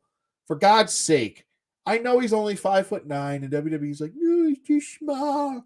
But for God's sake, you're throwing away a gold mine, I think, with Chad Gable and the triple threat that I think he is. He's good on the mic. He can get gimmicks over, even if you give him some crappy shoosh gimmick, which is terrible. And he's really carrying the team. Otis isn't really doing that much. I don't think anybody really cares about Otis that much. Chad Gable's really the guy, that could either be a serious wrestler or a jokey gimmick. He can handle both. And he can wrestle. So, what's up, Terry? What's going on, buddy? Just talking some WrestleMania here. But yeah, this was really great. I didn't really care who won this match. I was like, when I saw what was it, Eric from the Viking Raiders, like doing springboards, I'm like, what is going on? Eric from the Viking Raiders should be.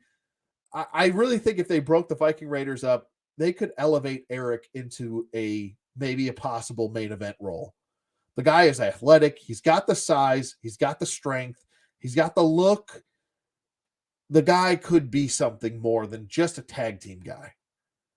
I don't know, but I don't think they'll ever do that. I think they only see those guys as tag team guys, so which is unfortunate. Street Profits take this one. There's a lot of good spots. I don't know what else to really say. As far as I'm just literally taking this off my memory. I didn't take any notes or anything like that. This was just a really good match. I think you need to check out. And like I said, it's only an 8-minute, 30-second match. They didn't give them a whole lot of time to let the whole thing breathe. I think if they were given maybe like 3-4 more minutes, they could have let the match breathe a little bit more. At least have it go like what the Cena and Theory match did, which was 11 minutes and 20 seconds. If they were even just given that amount of time, I feel like it might have even been I don't know. It's pretty tough. I mean, the first night's card was pretty good. I definitely think it's the third best match, to be honest with you. There was some good stuff in there. Ricochet did just what he always does. He does his work in the ring. He's just, that guy's so talented, and they just don't use him. It's sad. I've been saying the same stuff, I feel like, for years, and I've taken years off of watching WWE. But yeah, so Street Profits took this one. I think it's also just around the time that they need to start thinking about breaking up the Street Profits. I think the Street Profits have done what they need to do. Montez Ford needs to get pushed into that next role of mid-card championship. That should be the guy that actually I think could be elevated enough to take the Intercontinental title off of Gunther and have his good run with it, and then elevate him further into the main event card. One of the two, either, elevate him right into the main event card, or IC title, then main event, whatever you want to do there. But I think it's time for those two to say a good night to that tag team. Dawkins could do. I think Dawkins could, maybe. I could see Ford maybe more so turning heel on Dawkins, and then those two having a feud. I think that would be pretty good. But there's a lot of stuff that you could do with Montez Ford. I feel like the guy's got it. He's got the look. He's got the charisma. He can wrestle well. He's good in the ring. He's fluid. He's smooth. I think he's a main event guy.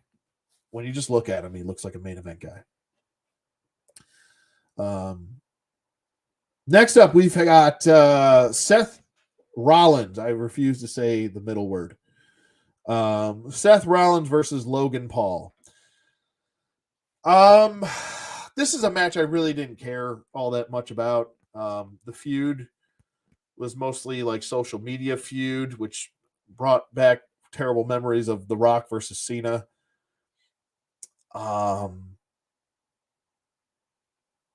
I don't know. I just didn't have a stake in this match. I didn't really care. It's like I said, it's a typical Seth Rollins match. You're going to get a good match. He's a really good wrestler. Personally, I just don't care for Seth Rollins. He just doesn't really do anything for me. His gimmick now, I'm not a big, not really big on. It's something different. I'll give him that. It's unique. Dude's talented. Like, you can't deny talent. Like, you can't. The guy's really good in the ring. People are really into him, and that's great. That's fantastic. They're really into singing along with people's intro music now, which that's a thing. That's a thing I didn't know was a thing now. I know people started doing it with Jericho's music, but I didn't know people are singing with almost every person's song now when they come to the ring. But Seth beats Logan Paul, which he should have, because Seth has kind of been, from what I have caught up on, Seth has been kind of taking L's a lot. And I mean, that's your workhorse right there. He should not be taking L's like that all the time, man. He's kind of the workhorse for your company right now. I don't know. I think what's next for Seth Rollins after this though? Wait and see. I don't know. Roman Reigns, those two haven't touched each other yet, so who knows? I think this whole Cody thing is going to take its time first. I think waiting for Cody and Seth would be the next thing, but what do you do with Seth between now and then? I have no idea.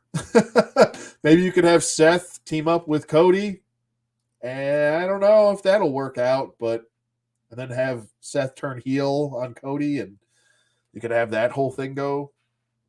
There's lots of different ways that they could go. I love that Cody right now is selling the Samoan spike from last night in the ribs because he got hit in the ribs first by Solo. He's really trying to put over Solo Sikoa, which I appreciate that. I think Solo Sikoa is going to be a good, solid dude on the roster for them.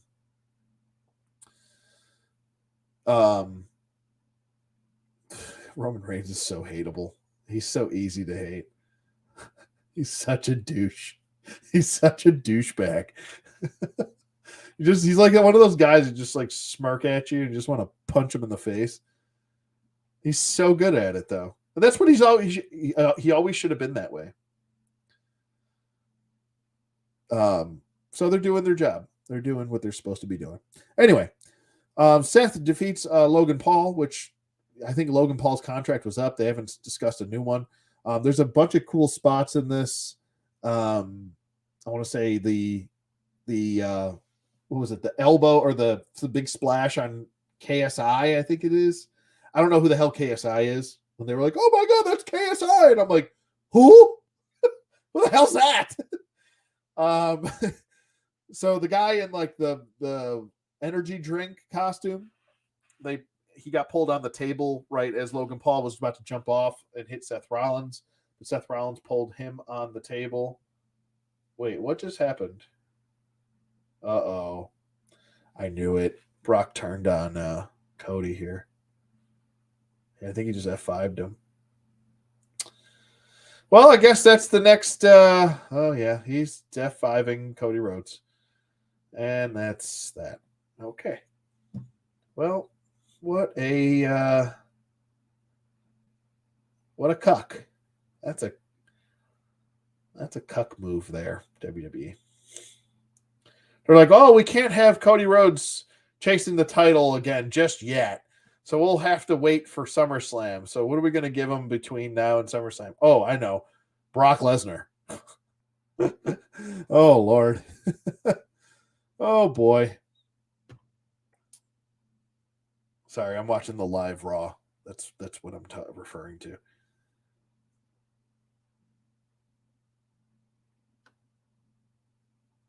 Oh boy, yeah, he is getting. Oh, he just stepped on his neck. That sucks.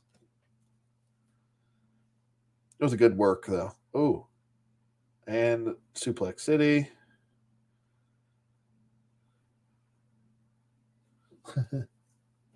That's kind of funny.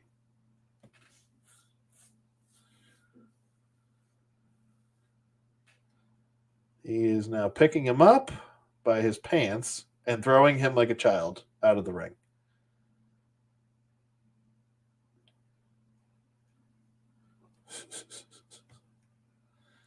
Oh boy. Oh, and now slamming him into the. Okay, so he's beating up Cody. Anyway, I don't know. I thought this was a good match as far as Seth goes. It's a solid match. I didn't think it was anything really all that special. like I said, good spots in the match. It was a smooth match. I just, I think it's the fourth best match on the card um, for night one. Let's see here. Next up, we had the what I like to call the bathroom break match, which was Trish Stratus, Lita, and Becky Lynch versus Damage Control. Um, I'm like, what? Going into this, I had no idea that Becky Lynch and Lita won the tag titles, so I was like confused by that, um, a little bit. Uh, so I had to do my research on that once I heard about it before the match started. So I see the match. I don't know this. I thought this was the weakest match on the whole card. Um, I thought Lita was not moving very fluidly in the ring. I think you could definitely see that she's lost a step. Trish did fine, I think, overall. I think she's in better shape than Lita is, as far as, they're both like what?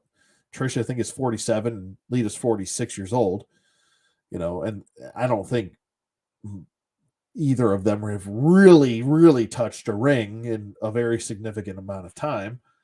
And this seems like another Vince McMahon move here is, let's go dip into the legends cookie jar and pull out a couple legends here for WrestleMania. Trish, Lita, and Becky go over on Damage Control, and who was it? I think Bayley ate the pin, which I was expecting Dakota Kai to eat that pin, but she did not. So I don't know. They haven't really. I don't know too much about Damage Control. I think I don't know when you kind of lump three, or I would say Bayley specifically. When you lump her with two young girls, I feel like it's kind of holding back the young talent. Bayley should be in the main event, and the two girls should be possibly going after the tag titles or going after the singles title themselves. I mean, Dakota Kai can hold her own, and Io is super duper talented.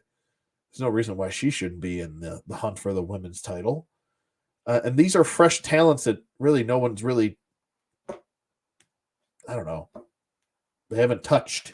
So Brock is still going ham on Cody Rhodes. He has F5'd him like 7 times through a table and now onto the steps. Like, okay, that's about enough, bro. Like, good grief. The guy just got back from an injury. Like, you don't want to injure the dude again. um,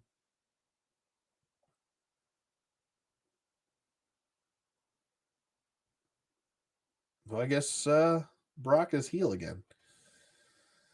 But yeah, so this was, I guess, a little bit longer than it should have been. It went 14 minutes and 40 seconds. And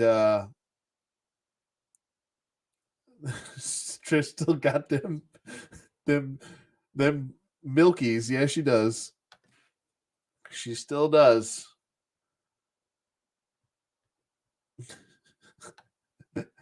Trish is aging very well. Let me just say, she is aging very well in the ring and in general. But yeah, not the best match. I want to say it's probably the worst match. I'm not counting that stupid Pat McAfee Miz match. That was terrible. That was not a match to me. Just throwing in a last second match is ridiculous. So I'm not even counting that as a match. And now Brock is grabbing a chair. Oh my god! Like, give it a rest. Are we? What time is it? Oh, they're waiting for one more minute so they can hit 11 o'clock. They're like, Brock, get back in there and hit him with a chair again. How many times is he going to hit him with this chair? 1, 2. He just hits himself in the head with a chair. That's not smart. Concuss yourself. Yes. Now he's choking him with the chair.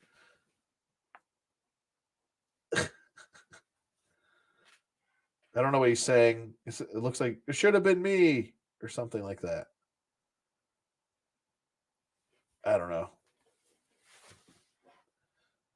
Brock had his chance at the title. I thought he's not allowed to go for the title anymore because that God knows we haven't seen enough of Roman Reigns versus Brock Lesnar. Good Lord. Um, anyway, next match, we're moving on. He finally has left Cody Rhodes alone. He's walking away. Well, he might run back. They're checking on Cody Rhodes. They're showing they're showing the crowd, and they're all like,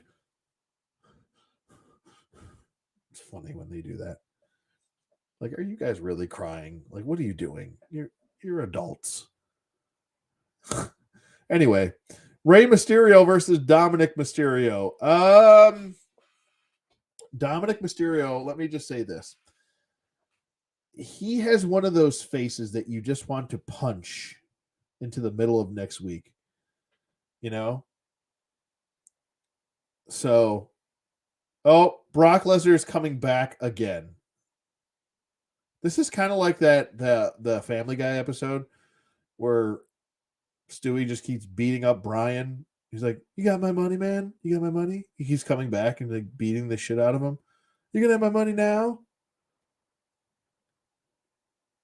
Oh, it finally ended. Okay.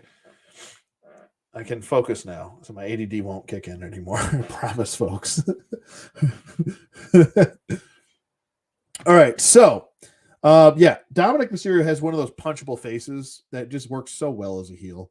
This kid's going to make the WWE a lot of money, I think, especially if they keep him as a heel. He needs to be a chicken shit Eddie Guerrero heel. That's what he needs to be. He needs to be that. And he's doing a very good job with it. I think what they've done with his character completely 180 him from being that cringy babyface with his dad and winning the tag titles to what he's become. I think is perfect. I love the fact that he threw his sister's drink in her face. That got a lot of good, just easy heel heat.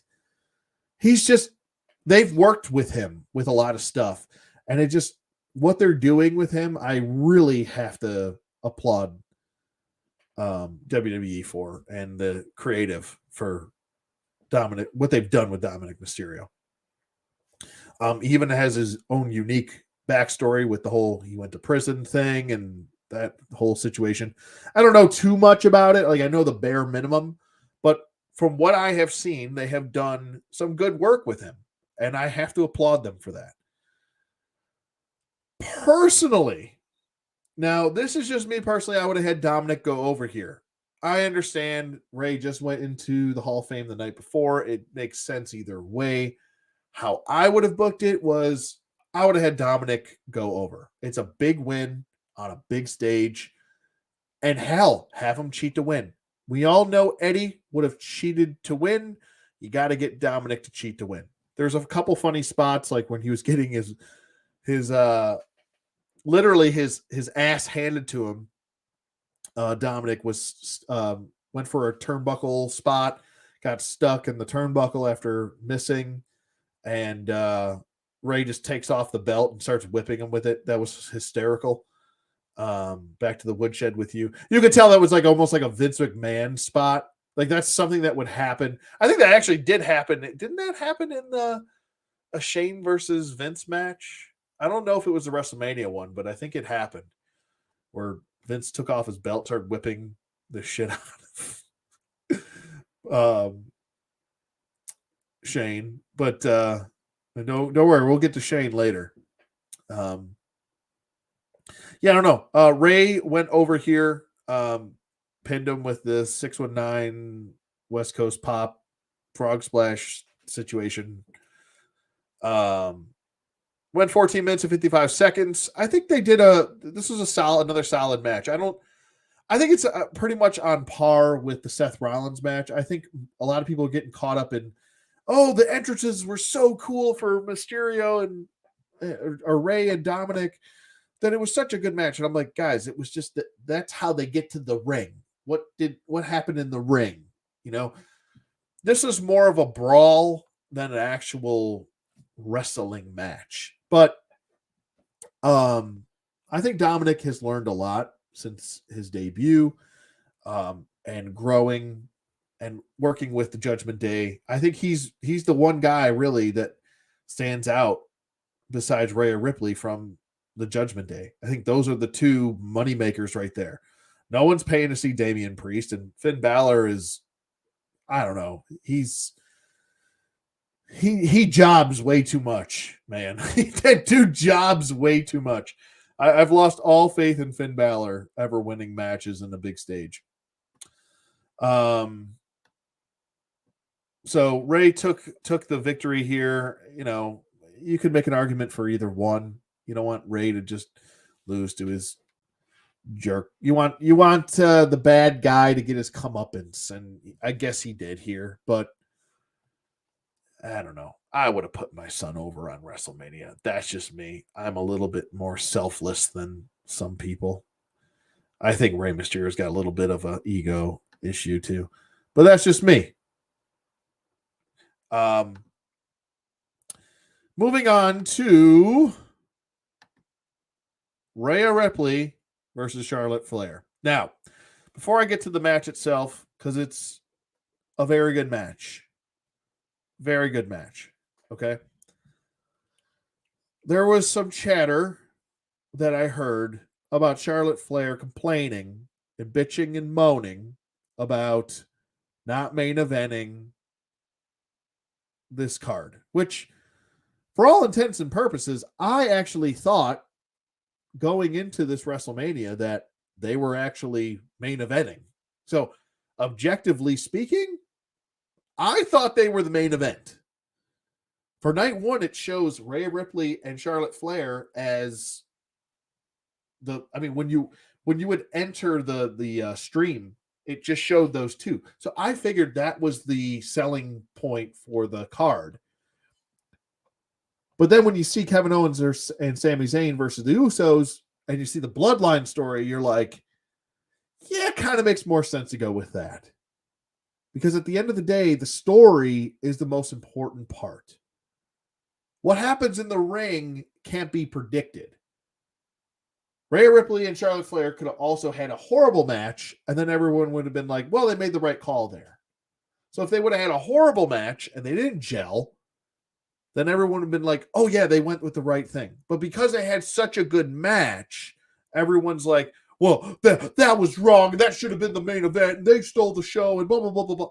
But if they didn't and something went wrong, like if Rhea Ripley broke her ankle or something, then they would have been like, well, they made the right call there. Hindsight's a son of a bitch. Hindsight is 2020. We all know that. But the point I'm trying to make is it was a good match. And maybe you could make the argument that it should have been in the main event. But that, yet again, is hindsight. Story's more important. The story between Rhea Ripley and Charlotte Flair hasn't been flushed out since, Rhea Ripley lost to her at WrestleMania. Okay? Which I would have rather Rhea Ripley lost to her at that WrestleMania, which sucked, and won at this WrestleMania, which was a much better WrestleMania overall. So I know a lot of people are Rhea Ripley fans out there. You got what you wanted. You got what you wanted. You got the big win over Charlotte Flair. Charlotte Flair drives me up a wall, by the way. I don't know what bug has crawled up this woman's ass, but she is one of the most cringe people to have to hear talk. She made a big deal about it. She started pointing out that, it lessens the Royal Rumble, which has been my argument, but not with that. Not with the point that she made. She said, it lessens the Royal Rumble when the Royal Rumble winner's not on the main event, the last match on the card. That argument is stupid on her part to say, because she doesn't even know her own WWF history or WWE history. I'm just saying WWF now. She doesn't even know her own wrestling history, because there's been tons of Royal Rumble winners that have not main evented WrestleMania. There's actually a lot. There's probably maybe 8 or 9 of them that have not main evented a WrestleMania. So I don't understand how someone hasn't brought this up to her. No one said that to her before she made that comment or even after she made that comment. And I'm sure she'll not ever, there'll be no consequences or repercussions, and no one will ever, it'll never be a thing that someone ever brings up to her about it. But I just thought that was a really bonehead thing to say on her part. Now, you can be upset all you want that you're not in the main event. That's fine. Be upset. You're allowed to be upset. You are allowed to be offended. It is okay for you to voice being offended. But just know that nobody cares. I say this to everyone that gets offended by something. Lots of people get offended all the time. That doesn't mean anybody cares that you are offended. People on social media nowadays, they feel like, oh, I'm offended, so I have to say something. Yeah, you absolutely have the right to say something. And everyone else has the right to not give a shit. So, anyway, Charlotte Flair, you're an idiot. You don't know your own wrestling history. You should know that guys like Lex Luger, guys like Sheamus, guys like, there's tons of Royal Rumble winners. Alberto Del Rio. There's tons of Royal Rumble winners. You want me to just go through the damn list? I will actually go through the list.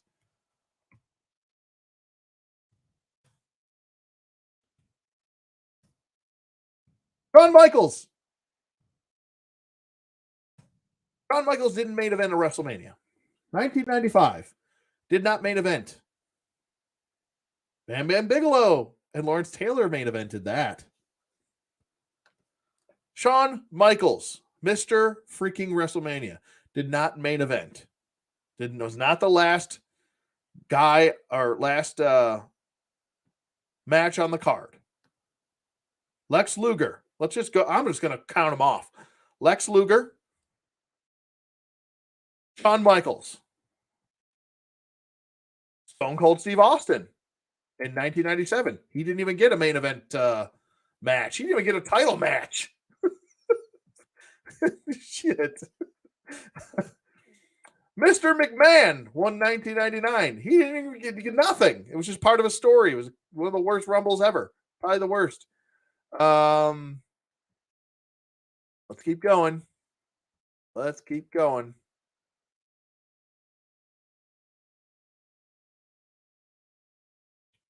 Rey Mysterio. There's 5. Rey friggin' Mysterio. Nope. Didn't go on last. There's 5 right there. Let's see. Who else? Undertaker. The frigging Undertaker got pushed down the card. Undertaker and Batista. 2007. They didn't go on last. Shawn and Cena went on last that year. Who else? Let's see. I don't remember if no. Who else? Edge. Edge did not go on last. Alberto Del Rio, I already said that. Did not go on last. Sheamus did not go on last. I already said that.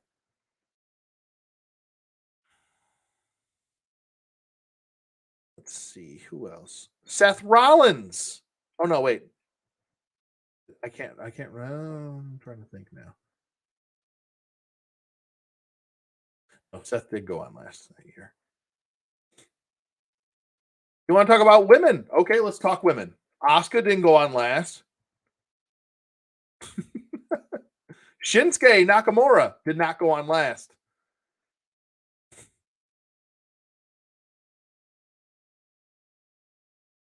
I mean, how do I need to even keep going? Do I really need to keep going?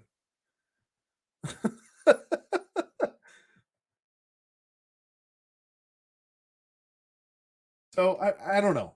Personally, I think that's a moot point. I don't think that argument holds any water whatsoever. She said 99.9% of Royal Rumble winners that are men have gone on last. Well, you already screwed the pooch on that there, sweetheart. So Do your homework. You're a wrestler, for God's sake. You should know a little bit about what you're doing. Rhea Ripley defeated Charlotte Flair for the SmackDown Women's Championship. She got the monkey off of her back. Thank God. Rhea Ripley should be women's champion. I would expect her to be women's champion for a very long time. I think if they were smart, they would have Rhea Ripley beat Bianca Belair and unify the titles. I think we need to go back to having one men's champion, one women's champion, and they're just on both shows. Just call it I don't care what you call it, the Universal World Heavyweight Champion, which doesn't make any sense. Just get rid of the Universal title. It sucks. Just have one men's champion, one female champion. You can have separate, get one female tag team champion, one men's tag team champion, and you need to have all of them on the show, both shows. Let's just go back to the old days of when a champion was on every show. It was just like Ric Flair when he had to tour from when he had to go from territory to territory with the NWA title, and he had to do his thing. You're the champion. It's your responsibility to show up everywhere. Even Roman Reigns doesn't show up everywhere. He shows up when he feels like it. It's ridiculous. So, I told myself I'm not going to even just talk about the Pat McAfee versus the Miz show or the Miz match. I should probably talk more about Rhea Ripley and Charlotte Flair. A lot of good spots. Charlotte got her stuff in with her moonsault off the top rope, which she completely misses every time, and lands kind of on her feet, and then rolls into her sitting there on her knees, yelling, screaming. Ah! It's like you're. There was one spot where I thought she actually got a Buff Bagwell injury.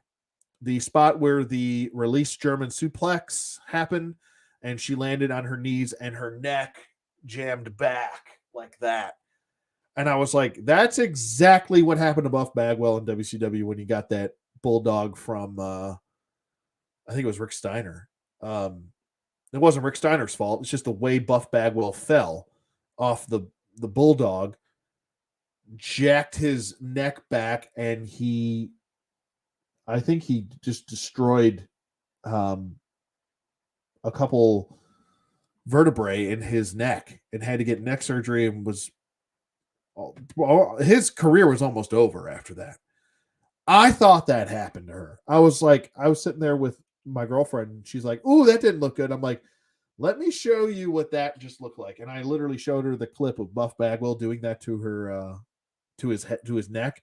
And she's like, "Oh yeah, it didn't even look like he did anything." And I'm like, "Yeah, look at it from this angle though." And she's like, "Oh yeah, not good." She's lucky she didn't break her neck and end her career right there with that. That could have ended very badly. So she is very fortunate. I'm glad nothing happened. As much as I can't, I cringe by the thought of Charlotte Flair. I'm glad she's okay. She got a little bit of, I think she got like a nose contusion from the mat. I think it's like mat burn. But thank God she didn't break her nose, so she's very fortunate to be okay, which is good. I don't want to see anybody get injured, but and we'll talk about that later. I don't want to see anybody get injured, but you got to be a little bit more careful when you're trying to do too much at WrestleMania. You can get yourself hurt. But Rhea Ripley, I mean, this was a very good match. This was definitely, I want to say, I mean, it's tough. It's tough because the story is so good with Kevin Owens, Sami Zayn, and the Usos. The better match itself is Rhea Ripley versus Charlotte Flair. It was by far the best match on that card for that night. But the better story is Sami Zayn, Kevin Owens, and the Usos. That's just what it is. So, Really good match though. Very enjoyable. I was really rooting for Rhea Ripley. I'm like, if they screw her over, like, like that's a wrap for Rhea Ripley though. But seeing how much Triple H loves Rhea Ripley, I was like, they just couldn't do that to her. There's no way they could screw her over twice. So, but she got the win. Charlotte Flair finally jobbed to someone. You know, I'm not saying she doesn't, but she goes kicking and screaming when she has to. That's the issue I have with Charlotte Flair. Next up, we've got the main event, which is Kevin Owens versus Sami Zayn, or Kevin Owens versus Sami Zayn. Kevin Owens and Sami Zayn versus the Usos for the undisputed WWE Tag Team Championship. This went 24 minutes and did not feel like 24 minutes. It felt like 10 minutes. But it was a great watch. Like the after really doing my research and watching all the bloodline stuff and seeing the growth and development of the Usos and seeing the growth and development with Sami Zayn and even Kevin Owens.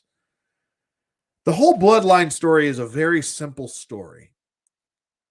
It wasn't even that hard to come up with, really, when you think about it. It's the Don Mafia story. You know, the bloodline is no different from the mafia. You've got the scary boss that no one really wants to mess with. You could almost even say Roman Reigns kind of resembles Jack Nicholson from The Departed. You know? Where he manipulates people into thinking or doing what he wants. Like he's manipulated Jey Uso. He's even manipulated Jimmy Uso. He's manipulated Solo Sikoa. I keep saying Sequoia like it's a freaking car. Solo Sikoa. And you know, he could kind of tell that he hasn't manipulated Paul Heyman, but Paul Heyman's such a coward that he's just doing whatever he says. You could tell that Paul Heyman is smarter than Roman Reigns. And at times it's almost like he's telling Roman Reigns what to do without telling him what to do. But you could see Jack Nicholson departed in Roman Reigns. It's like that simple story. It's almost like the story of The Departed when you think about it. Because you had Jack Nicholson's character, right? And then you've got Sami Zayn, which it would be Leonardo DiCaprio's character, right? Like he enters the bloodline, like he's not an undercover cop or anything like that. That's what I would have kind of went with, was that he was like a mole, but he ends up falling in love with this mob boss, like not falling in love with him, but like like a brother, like a family, like he's accepted in this family, and he begins to like it. It's like the typical mafioso. It's almost like a Bronx Tale, it's that kind of dynamic, that mafioso movie style script that you would write, where someone is being in. You would look at a mafia situation and be like, well, I don't know if I should do that, but then they do it, and then they start becoming part of the family, and they start seeing these guys as human beings as opposed to, this mafia that they're scared of, and then become one of them. And then they don't realize that they're being manipulated by the boss, because the boss is manipulating everybody into doing whatever the fuck he wants. Well, once the good guy, Sami Zayn, DiCaprio's character, is like, oh, well, I got to do the right thing regardless. Now I'm going to take them down. Dem Guts, what's going on, bud? That I think is the best part of this story is you took a guy like Sami Zayn that, I'll be honest with you, what were they doing with him before the Bloodline story? Having him job to Johnny Knoxville at WrestleMania is embarrassing. That's something the Miz should be doing. Sami Zayn's a good wrestler. I hate this thing, and that's another reason why I hate watching WWE, is because at times you would get a character that you really enjoy. Like for years, I liked Dolph Ziggler. I was a Dolph Ziggler fan for a long time, and then you kind of realize what WWE thinks about them when you like a character or a wrestler, and then they mistreat them and they just kind of they tier that person and they don't ever let them outside that tier. Sami Zayn actually has been tiered for a very long time. He was a babyface jobber. He had a little bit of a run with the IC title. He hasn't done what he should have. He hasn't accomplished what he probably should have accomplished by now. From seeing him age from NXT, which Sami Zayn was a very, he's a main event guy in NXT. He was he was a champion. He and Kevin Owens had a really good feud together for the title. And you take the Sami Zayn character that was over as a babyface, and then when he got to the main roster, it was like they didn't know what to do with him. They didn't know what to do. Vince McMahon just sees him as a small attraction that can get other outside talent over and can be the butt of a joke. And finally, I don't know, who came up with the Bloodline story, but finally someone was like, well, let's use him in something relevant, because he's good on the mic. He's got great comedic timing. He's got good timing in general. He's got good ring psychology, and he can work in the ring. And he's likable. Even as a heel, people still like Sami Zayn. Same thing with Kevin Owens.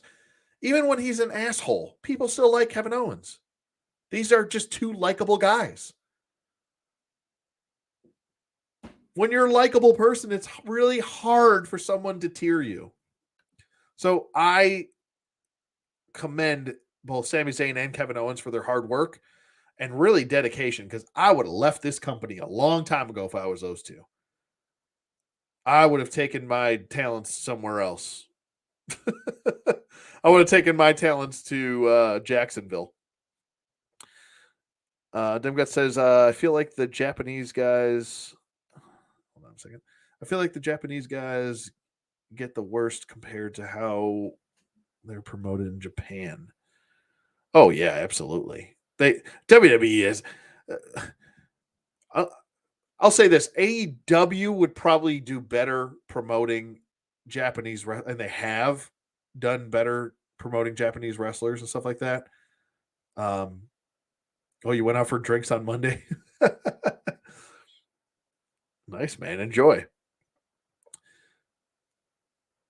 You think Miz is the only person you hate to watch? I just, the Miz is like one of those guys where you just like... I remember watching him on Tough Enough, and I was like rooting for him because I remember him from the Real World. And I was like, oh, okay, well, I'll root for this guy. Like, he actually loves wrestling. But the way he works and the fact that he, like, does certain things, like, I don't know, he's a douchebag. You can tell he's a douche.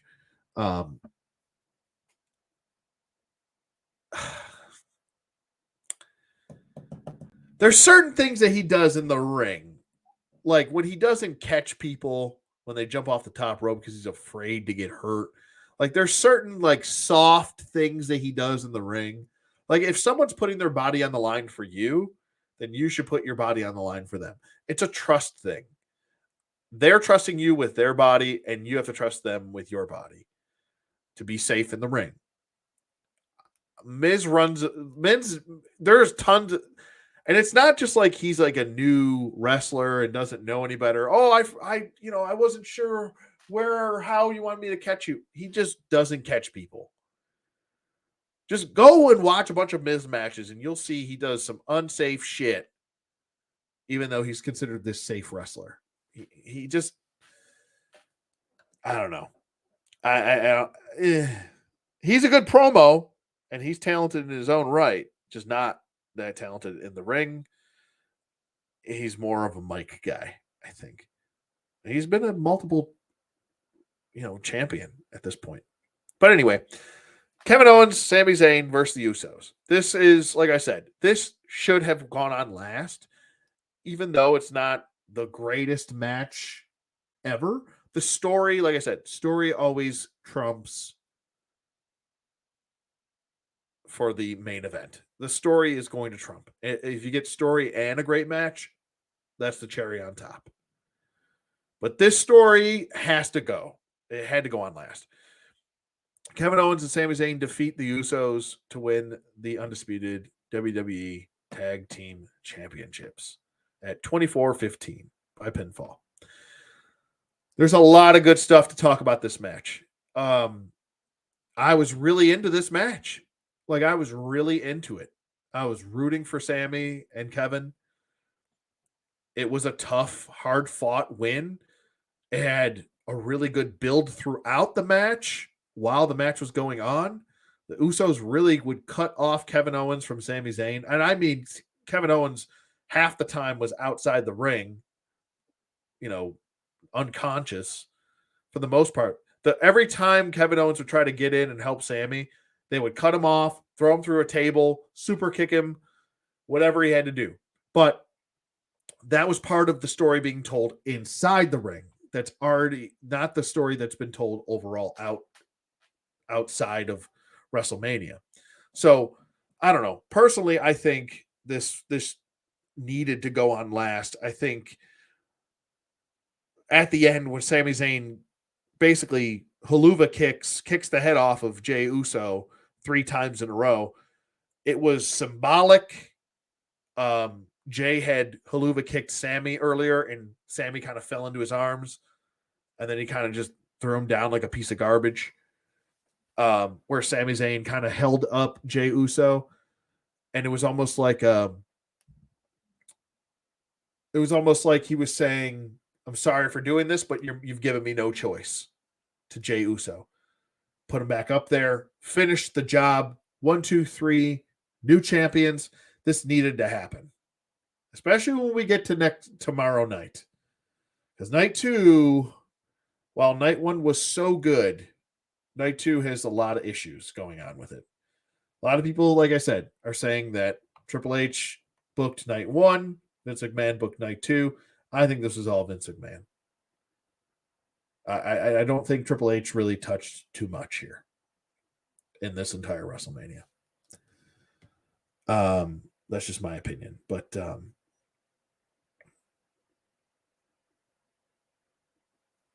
yeah, I agree. It's very scripted. The Miz. Yeah, man. So that was your big crescendo, your big coup de grace was Kevin Owens and Sami Zayn ending up with all 4 titles at the end of the day. And it was a great feeling moment. Now, unfortunately, we're going to get to night 2. Brock Lesnar defeated Omos in the opener. There's not really much to talk about here. So it's a under 5-minute match. Omos kind of targeted the back of Brock Lesnar the whole time. Brock Lesnar kept trying to get him up in the F5, had, an injured back. Like I said, almost just kind of targeted the back the whole time. He was throwing around Brock Lesnar like a small child, though. I will say that. Almost that is one strong man right there. he is 7'3" and like 400 pounds, so it makes sense. But Brock Lesnar, F5, one F5. That's all it took to pin Omos, and that was about it. So not really much to talk about there. It's just a typical opener. I would put it just above the Trish Stratus, Lita, and Becky Lynch match versus Damage Control. And I think that's the worst match on the card overall.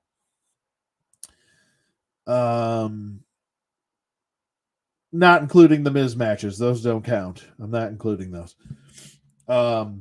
Next up, this is pretty much just a filler match. I want to say, actually, I would put this next match just under. This probably is the worst match on the card. Is this next Women's WrestleMania Showcase Fatal 4-Way Tag Team match. This was probably the worst in the WrestleMania card. Not counting, like I said, the Miz matches. This is definitely the worst. Ronda Rousey, Shayna Baszler defeated Liv Morgan and Raquel Rodriguez, Natalya, Shotzi Blackheart, Chelsea Green, and Sonya Deville by submission. Well, there's not really much to talk about here. Chelsea Green, I love Chelsea Green. I think she's hysterical. I think she's got good character work. She's not the best in the ring. She actually took a spot off the top rope, knocked all the girls out. Raquel Rodriguez had a lot of spots here showing off her strength. I know they're really high on her, so look for her to be doing a lot more in the future. Sonya Deville, I don't think anybody cares about Sonya Deville at this point. Natalya and Shotzi, I was never big on either one of them, so there was no stakes in any of this match. Liv Morgan, she hasn't really done much since losing the championship. Ronda Rousey and Shayna Baszler, I feel like we're just kind of thrown together because they're friends. Shayna Baszler got injured during this match. I think injured her ankle or something. That I remember because she was hobbling along and she had her boot off with her ankle exposed and wrapped up towards the end of the match. Ronda, I don't even remember who the hell she submitted. Was it Sonya or was it? I don't remember who it was. I think it might have been. Was it Liv? Was it? Anyway, Ronda Rousey won with her armbar, and neither Shayna nor Ronda really did much in this match. I think they were both injured. Well, Shayna got injured in the match, and Ronda went into the match injured. So,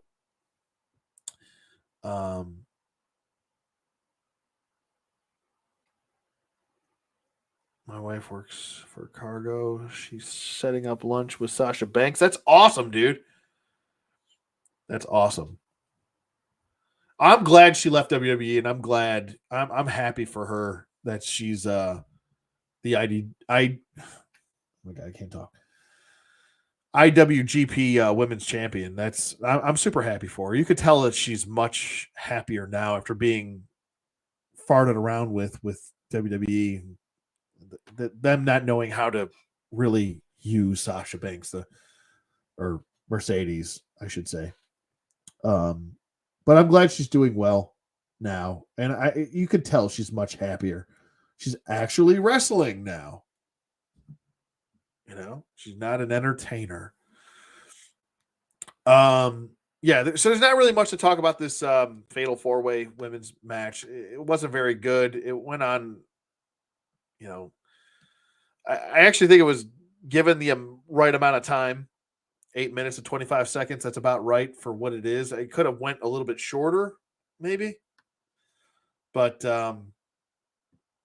I don't know. This is one of those matches where it's like, well, let's just try to get everybody on the card, or as many people as we can. I don't know. It didn't do anything for anybody. It was a filler match, to be honest with you. Next up, we had one of the best matches on the card for night 2. Next up was the match I was really looking forward to. I like all 3 of these guys. I've always kind of rooted for all 3 of them. Even when Drew McIntyre was just a jobber, for God's sake, they really, the first half of his career, they just didn't know what the fuck they were doing. Gunther versus Sheamus versus Drew McIntyre for the Intercontinental Championship. My favorite championship in this company. Oh, man. Where to start with this? There's a lot to unpack here. A lot of people will say this is the best Intercontinental Championship match they've ever seen. And I would say, apparently, you have not seen enough Intercontinental Championship matches. You need to go back and watch Intercontinental Championship matches, because if this is the best one you've ever seen, it's a good one. It's a good one. It is not the greatest I've ever seen, especially at WrestleMania. Not even at WrestleMania. Okay? It is not better than Brett versus Roddy Piper at WrestleMania 7 or 8, excuse me. It is not better than WrestleMania 10's ladder match with Shawn and Razor. Okay? It's not better than either one of those.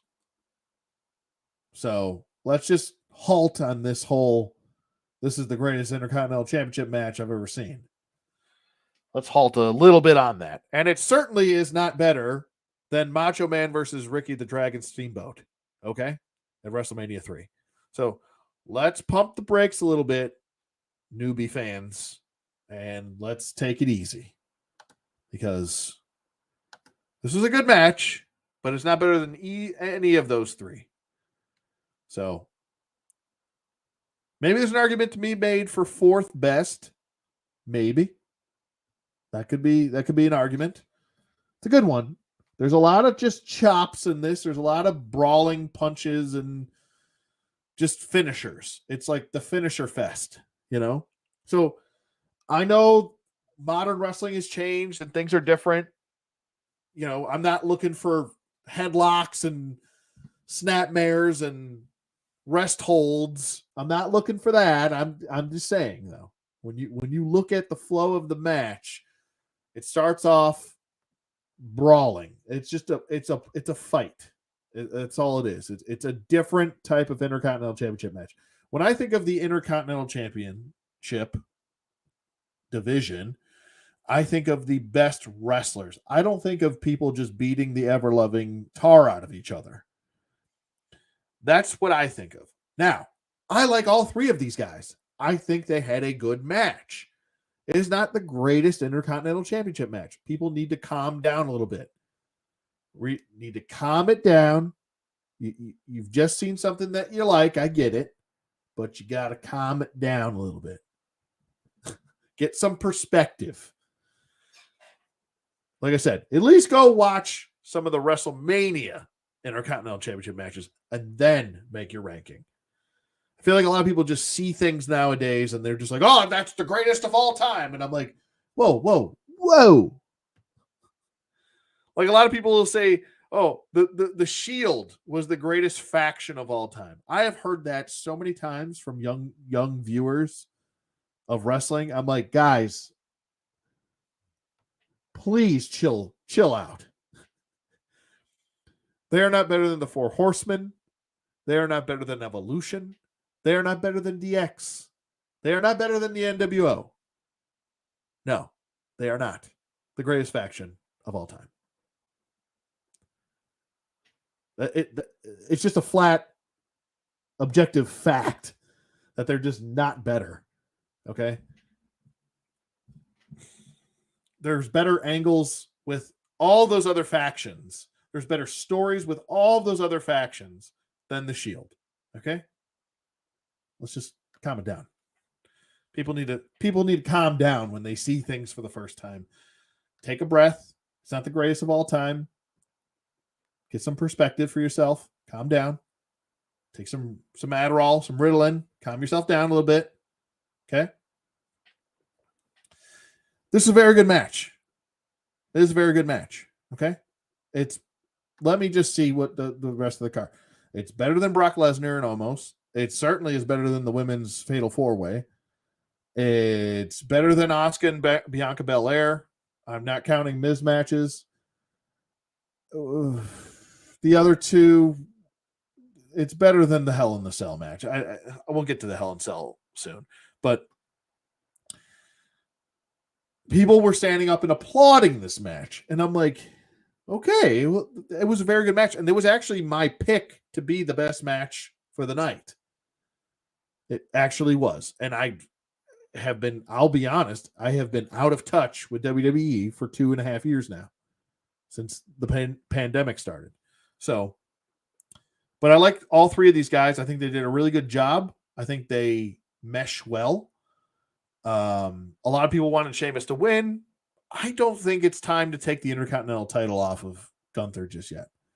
I think Gunther having the title at least up until maybe through SummerSlam, I really wouldn't almost take the title off of him until Survivor Series, because then you can start pushing him into that main event. If you want to have him maybe win the Royal Rumble next year, who knows? You can push the title off of him like Bret Hart. Okay, Bret Hart lost the Intercontinental title in SummerSlam of 1992. He was then champion in October of 92. You can do this. It's been done tons of times. Okay? Shawn Michaels had to vacate the Intercontinental title in the end of 1995. He was then champion in March of 96. This has been done tons of times. You don't need to take the Intercontinental title off of the best champion that you have just to give it to Sheamus to say that, oh, he's now held every title. Who gives a shit about that? This was the proper booking right here. This was smart booking. They took care of Gunther. It was the smart, right thing to do. I would not touch this title, take this title off of him until SummerSlam or just after that. I would not. I would almost not even take it off of him until Survivor Series. But that's just me.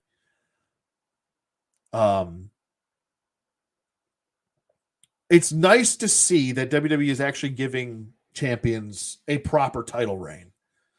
It is actually nice to see that because, 5 years ago, I mean, every other week or month, it was a different champion. It was constantly changing. I mean, look at how many times Sasha Banks and Charlotte Flair flip-flopped the titles between them, the two of them. It was ridiculous. Every other month, there was a champion. I'm like, these titles are meaningless. It's like almost I don't care because you're just going to keep flipping them back. It's just stupid. I don't know. It's nice to see that they're actually investing time and effort into these wrestlers and their characters and giving them a good, solid, long title run. I think it makes sense. So Gunther wins with a double power bomb. I believe he power bombs. He power bombed Sheamus, and then he power bombed Drew McIntyre Sheamus into Drew McIntyre, and then pinned Drew McIntyre.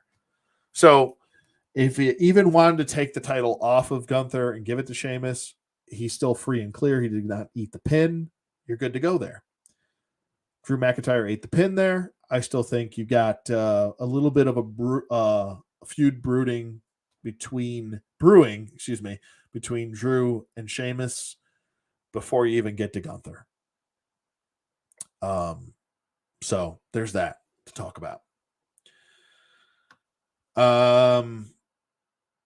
Like I said, great match.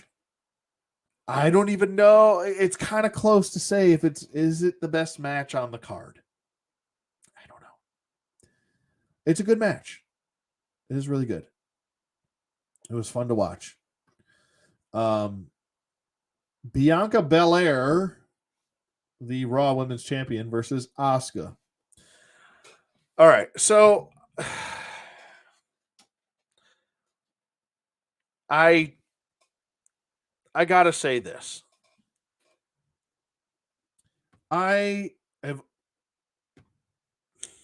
I've always been a big Asuka fan. So this is kind of, it's not really tough for me to be objective because the way I would have booked it would have been different, obviously. I would have had Asuka beat Bianca Belair, and I would have had Bianca Belair turn heel. I think that's the best thing that you can do for Bianca Belair at this point. I think she is stale as a cracker at this point, a whatever kind of cracker you don't like to eat. She is that stale. Stale as bread, okay, that's been sitting out for a week. Moldy and stale. You don't want it. You don't want to be around it. You don't want to look at it. It's not pretty to look at. You don't want to see it. You want it to go away in the garbage. And you want to get a fresh loaf of bread, right? This happens with wrestlers. Shawn Michaels got stale. No one wanted to see him when he was champion towards the end of his run at Survivor Series. They wanted Sid to win. What happened? Sid won. People were happy. Okay. Asuka, I think, since coming back and being clearly billed different with the Muda Mist and having face paint and even acting different. She was acting more like, because like Muda, there was Kenji Muto, and then there was the Great Muda. Those were two separate entities. And one wouldn't acknowledge the other. Same person, but character-wise, they were two different people. When Muto turned into the Great Muda, it was almost like a demon. That's where Finn Balor pretty much got the demon from. I have news for a lot of younger people that don't know this. He basically ganked that whole I'm a separate entity in general from the Great Muda. That whole character is literally ripped right from the Great Muda. You could see the mannerisms of Asuka, and while she's always had unique mannerisms for her wrestling character, she's been more demonic and more kind of like, the way Muda would hold himself. He would, his hands would be almost like clawed and stuff like that. And you could see that was a nod to Muda. And with Great Muda retiring this year, which is sad to see, but you could see his knee problems and just his body. The guy's had an amazing career, just an absolute amazing career. He's like Chris Jericho on steroids. Like, the guy can always wrestle so well and reinvent himself time and time again and always make himself relevant. Like, people really don't understand how important the Great Muda was to pro wrestling, but that's a different story for a different time. I should probably do just a damn documentary on Muda. I could sit here for an hour talking about the Great Muda. But anyway, I would have had Asuka win this match. Bianca wins with the KOD at 16:05.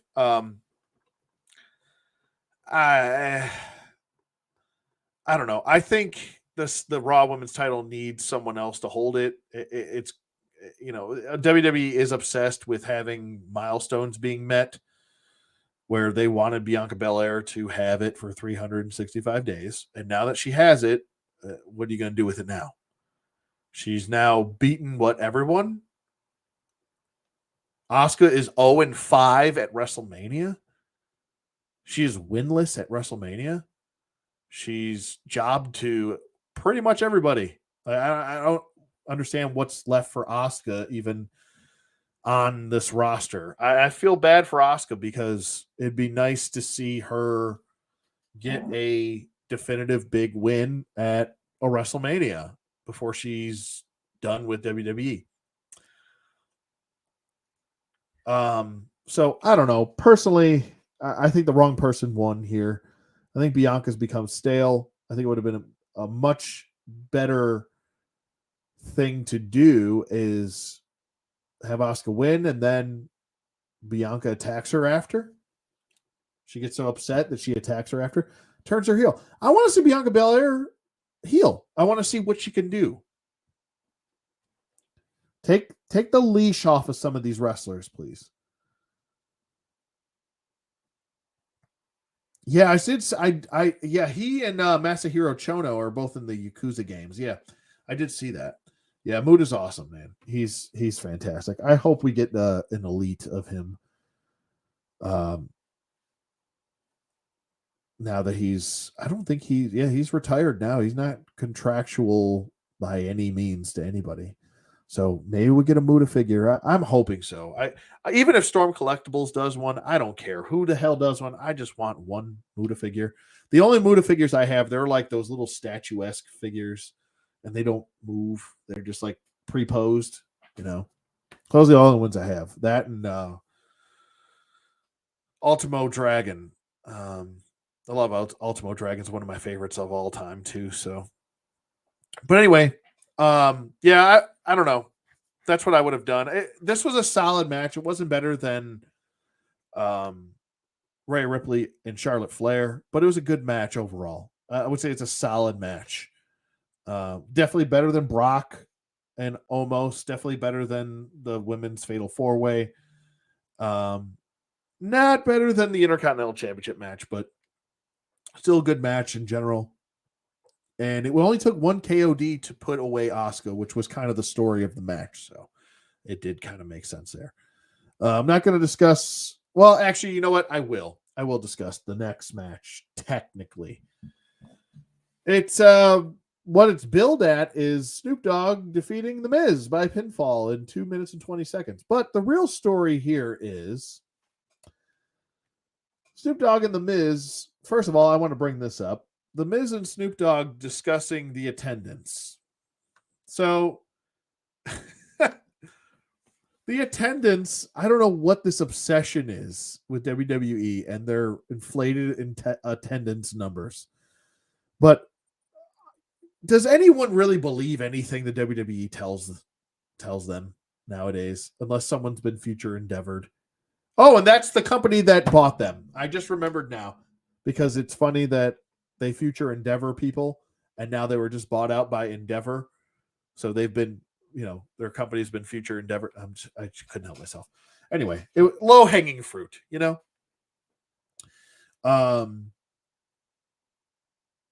So, The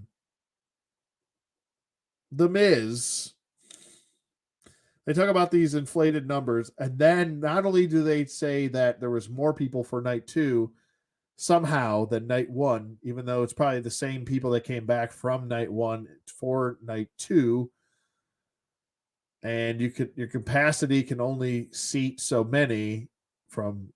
They were sold out in night 1 at supposedly 81,000, even though they had announced earlier in the show, they were so stupid that they announced there were 71,000. They added 9,000 more people all of a sudden. And then they decided to one-up that by saying not only was there more people in night 2, but then they added both night 1 and night 2 together for a grand total of over 180 or 160,000 people or something. I don't know, some ridiculous number that just didn't make any sense. And why are you combining night 1 and night 2 when the same amount of people came for both days? That's not how that was. Not like you had different people come in for night 2, you idiots. That's not how that works. That's like when a kid says, "Oh, 2 + 2 is 6." No, it's 4. Stop it. Anyway. So the Miz comes out and they talk about the stupid attendance number, and Snoop's like, "Yeah, man, I'm just getting paid to just do my thing here. I'm just getting paid, man. I'm just trying to get paid." And Miz and Snoop are talking, and Snoop's like, or Miz is like, "I'll never forgive you for ruining my $10,000 suit." And Snoop goes, "Oh, my bad." And he goes, "And by my bad, I mean my bad," and points to the stage, and then we hear Shane McMahon's theme song, and like I'm just like, who gives a shit? And so he comes out, and I'm just like, okay, I'm gonna go take a whiz because I don't care about this shit at all. Shane McMahon comes down. I come back from taking a whiz, and he's in the ring lying on the ground. I'm like, wait, what the hell happened? So I have to rewind this shitty segment that I don't care to see what the hell happened because he's lying, writhing on the ground, holding his leg. And I'm like, and I just see the Miz kind of staring at him. And then they pan off of Shane entirely and don't show him. And then Snoop's in the ring punching the Miz. And I'm like, wait, what the piss is going on here? So I rewind. I see the whole thing. He blows out his quad in the match. Shane McMahon gets in the ring, does his, Mighty Mouse punches that he does, and then goes for a leapfrog and blows his leg out. Like, how stupid are you? If you are not ring ready, don't get in the ring. I don't care who you are. I don't care if you're Shawn Michaels in your peak. I don't care if you're Bret Hart in your peak. If you are not ready, I don't care if you're Ric Flair in your peak. If you are not ready for the ring, then don't enter it. He had no business being in that ring. I feel bad that he got hurt. That sucks that you got hurt. But guess what? Maybe you deserved it. You shouldn't have been in the ring if you're not ready. You're, 50-something years old? Get your old ass home. Stay home. What the hell are you doing in the ring? Just stop it. Shane McMahon, this is like hopefully the last time we have to see Shane McMahon in a ring. I don't want to see Shane McMahon in a ring, hear about Shane McMahon in a ring ever again. He had a good run when he was younger in the Attitude Era, and it should have ended after that. Okay? Should have never, ever came back. I'm sorry. I don't care how many Hell in the Cells he does. I don't care how many times he jumps off of a high whatever. Goodbye. Get out of here. Go away. Go enjoy your family. Jesus Christ. Some people just can't take a hint. Like I said, I don't want to see anybody get injured. It's awful. Sucks. But maybe you didn't belong there to begin with. I'm sorry, but I'm not sorry. It's ridiculous. Keep your old ass out the ring. Okay, moving on. Snoop Dogg saves the day. He comes in, punches Miz a couple times, gives him the people's elbow, which was not scripted at all. Was totally on the fly. Snoop Dogg better get a bonus from Vince McMahon. I don't give a shit. He better get a fucking bonus for saving that moment because Miz didn't know what to do. I'm pretty sure. Unless Miz called it on the fly. Hey, beat me up. Give me the elbow. Whatever. Whoever did whatever did the right thing. And I think Snoop did the right thing. He came in and saved that segment for WrestleMania because that was awkward. Moving on. That's all I'm going to say about that. Edge versus the Demon, Finn Balor in Hell in the Cell. Okay. So I have to disagree with a lot of people. A lot of people have a take on this. Edge has been getting owned and owned and owned by I almost said the Brood. We'll get to the Brood. He has been getting owned by Judgment Day. His wife got beat up. He got beat up. Got thrown out of the group, his own group that he started, which I thought I'm still scratching my head as to why the hell they did that. I don't understand what the purpose behind that was. I mean, Edge even cut his hair for the character, and then you just threw him out of the group like right away. I still am baffled by that move. It was a stupid move creatively. I think Edge is a much better heel than babyface. It's been proven in the past. Everyone probably wants to see heel Edge anyway. and he probably would have helped along the younger people. And even if he was in the the roles were flipped and they were attacking Finn Balor, I think Finn Balor is a better babyface and Edge is a better heel. And that should have been the dynamic. Finn should have got the win here. And I don't even care if he's a heel. I don't give a shit. There's no reason why other veterans. I mean, Mick Foley got his ass throttled by Evolution over and over and over and over again. Got all the way to WrestleMania 20, and what happened? He lost. Why? Because he's a veteran. And even The Rock was like, you know what? We got to put them over. They're the young guys. Randy Orton, they saw a lot in Randy Orton. They saw a lot in Batista, and they wanted to put them over. And guess what? They did the right thing. They lost. And no one bitched and pissed and moaned about that. But I don't know. To me, Edge seems a little selfish here. And maybe it's not Edge's call. I don't know. But this is the beginning of the bad booking that we're going to start seeing here. This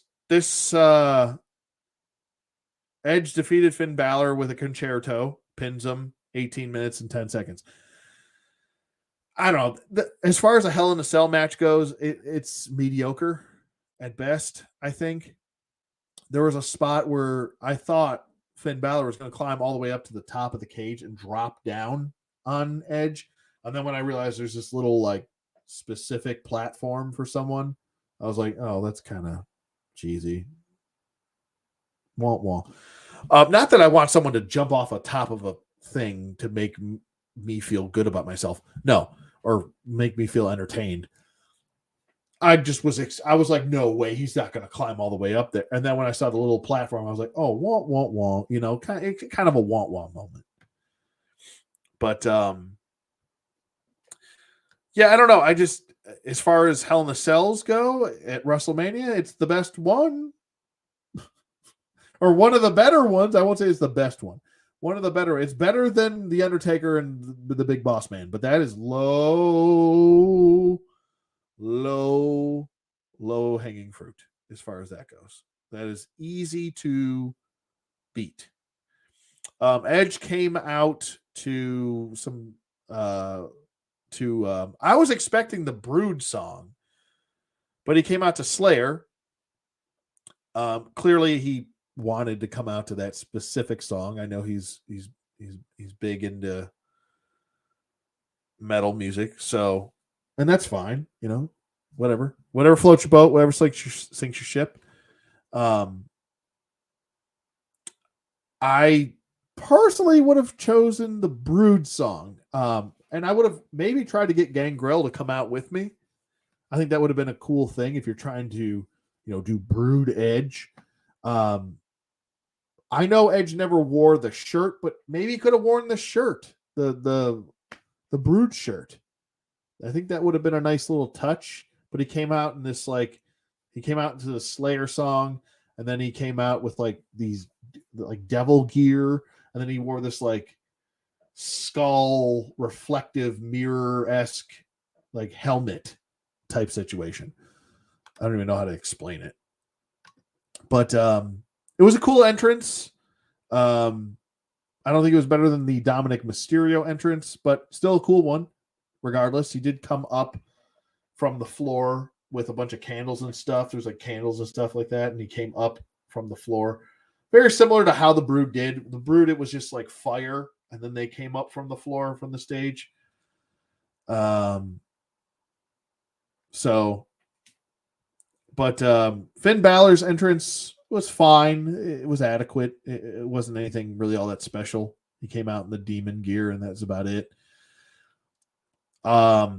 It was cool to see, you know, Demon Finn Balor, but I feel like every time I see Demon Finn Balor, he just gets his ass whooped. So, like, what's the point of that character anymore? If he takes more L's than he gets W's. I don't know. I think it would have been, it made a lot more sense for Finn to get the win. I mean, Finn's the younger guy. He's a little bit younger. He's pushing what? I think he's in his 40s. I'm pretty sure. I think he's around my age. I think he's 40. I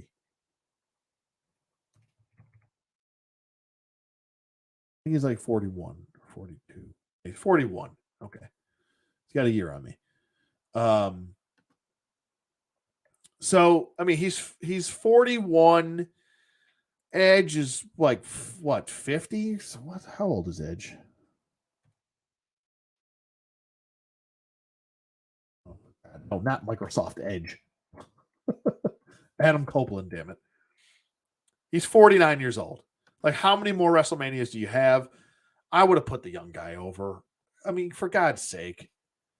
How much does Finn have left? Is Finn going to work until he's 49 years old? I don't know.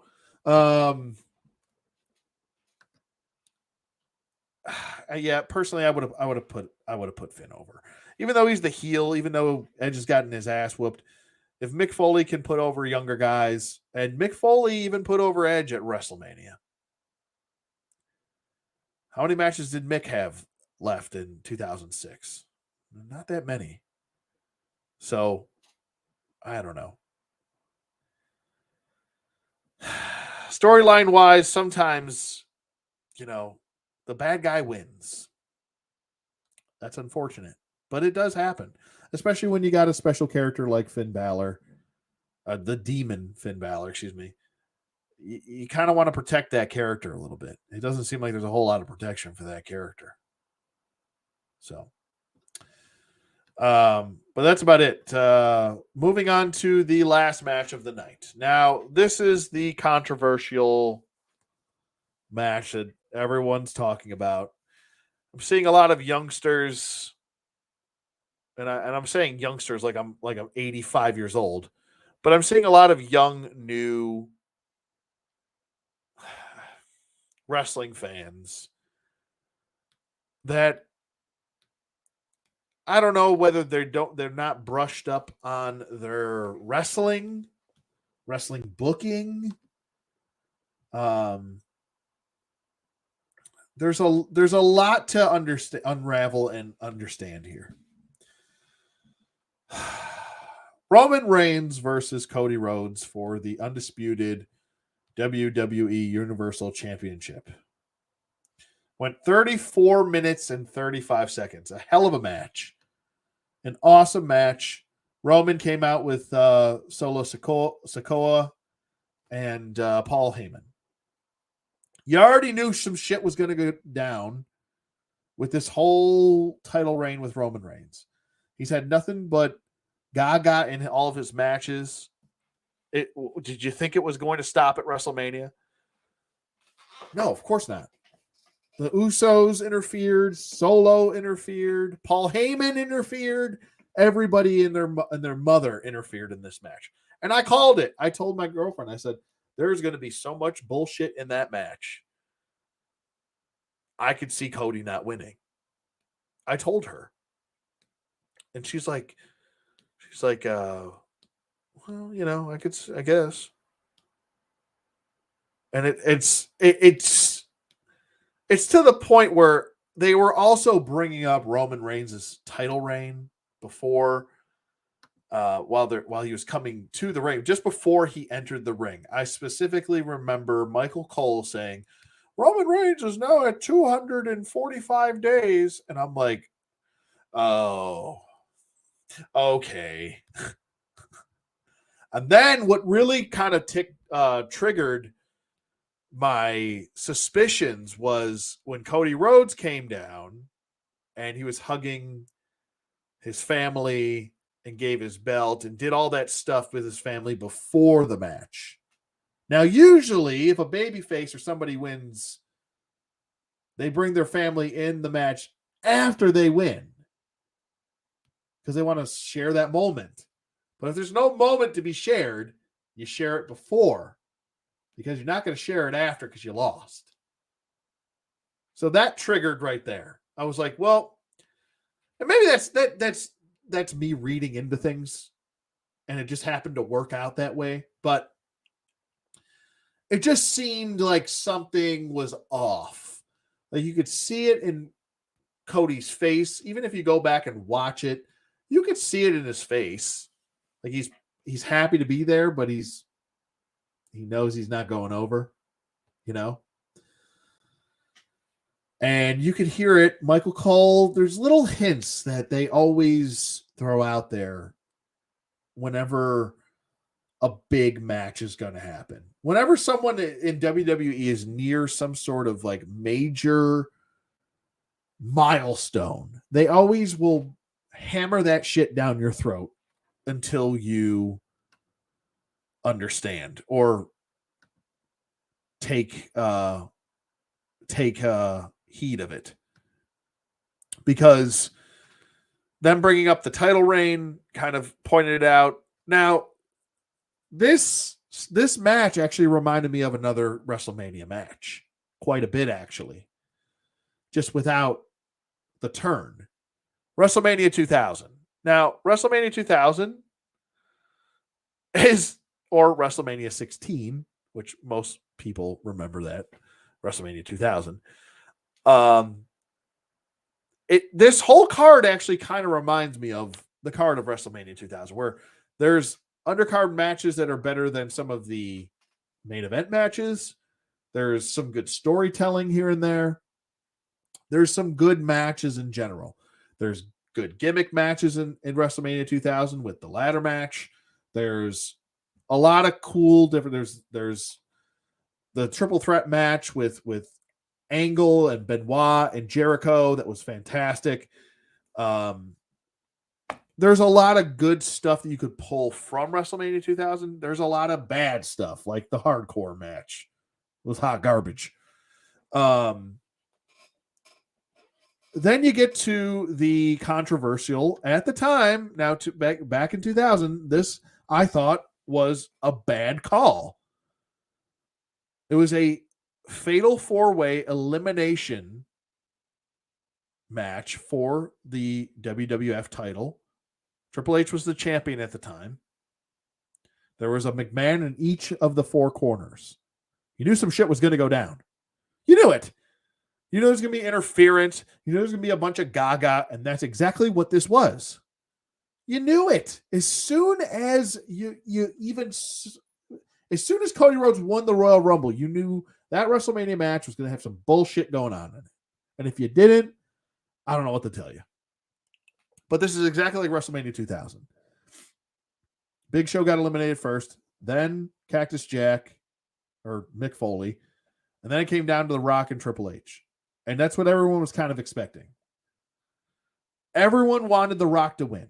The Rock is like white hot, right? Cody Rhodes, pretty white hot last night. Did the wrong guy win? I don't know. I don't necessarily know. Based on last night and the reactions and the way that crowd was, would I have went with Cody Rhodes? Yeah. Am I a Cody Rhodes fan? Not really. Don't care either way. I don't like either. I don't really care for either one of these guys. I don't really care for Roman Reigns that much, and I don't really care for Cody Rhodes that much. I've never been a big fan of either one. So I have no stake in this. Objectively, I probably would have had Cody go over. And some people will say, oh, that's a bad move. You know, Roman's got this big run, and now you're going to take that away from him. There's other ways to get around that. And I'll bring this up. Roman loses, right? Roman Reigns lost last night, which he did not. He pinned Cody Rhodes, and we'll get to all the bullshit in a second. If Roman Reigns lost the championship, the bloodline is still intact. Everyone lost. It makes sense from a narrative standpoint, right? The Usos lost.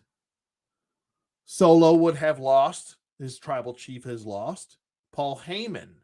It almost makes for a better story because you don't know what's going to happen with the bloodline now. Well, what happens? The tribal chief has lost his way. And now, based on the events that just happened tonight, Brock Lesnar attacking Cody Rhodes, that would have actually made sense. You could have had it even set up the same way, right? But follow me here. Not only is Roman now chasing, people might start cheering for Roman Reigns. They might. But if they don't, you can still work with the heel. Because guess what's right around the corner? Money in the Bank. Roman wins Money in the Bank, which he doesn't really need, but he wins Money in the Bank, right? Okay. And he can cash in anytime he wants, right? Within that year. He's got a whole year. You got a whole year to play with that. Whether you want to have it done in SummerSlam or whether you want to have it done Survivor Series or next year's WrestleMania. Whatever you want to do. Royal Rumble, whatever.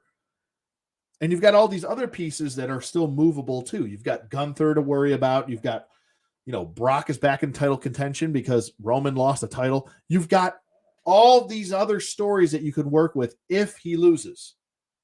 And he's going to lose probably this year. He's probably going to lose that title. It's not going to be the end of the bloodline story, but it'll be the end of his title reign. He'll probably get another title reign with it. It's going to happen. The guy is a main eventer. He's not my favorite main eventer. He's not my cup of tea, but the guy is a main event guy. He's their guy right now. Cody Rhodes is the guy chasing the title. But I think giving him that title, and WrestleMania is a lot about feel-good moments. Sometimes, like I said, the bad guy does win. But in wrestling, and I've been watching wrestling long enough to know, come WrestleMania, you want feel-good moments, regardless of whether the bad guy wins. The good guy has to overcome.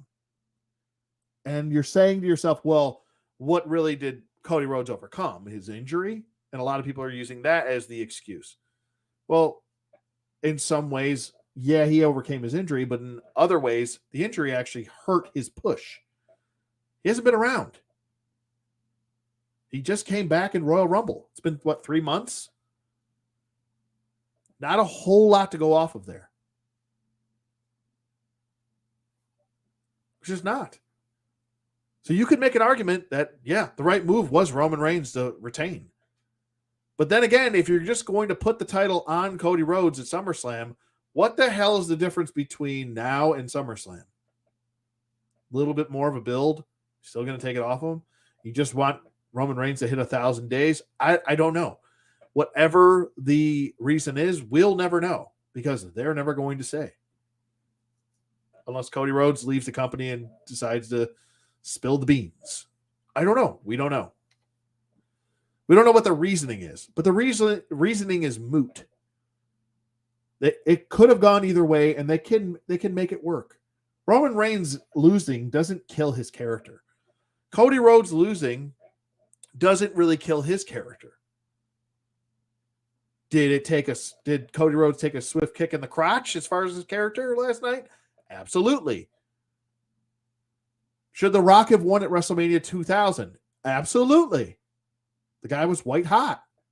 And then what did they do? They bumbled and fumbled that whole run for that whole summer with him. Have him win it at Backlash and then drop it the next pay-per-view. And then it's this whole nonsense. I'm starting to think of the McMahon-Helmsley regime, and that just made me want to just bash my head against the wall. Everyone complains about certain things, but they forget how annoying the McMahon-Helmsley era was. That was good grief. Awful. So, I don't know. I don't really necessarily have a problem with Roman winning here. I just am like, what's the point then? Because everyone's pointing to SummerSlam and saying, well, he's probably going to win it at SummerSlam. He's probably going to win it at SummerSlam. And if he does, then what was the point? You might as well have just taken it off the had Cody win at WrestleMania as a bigger stage.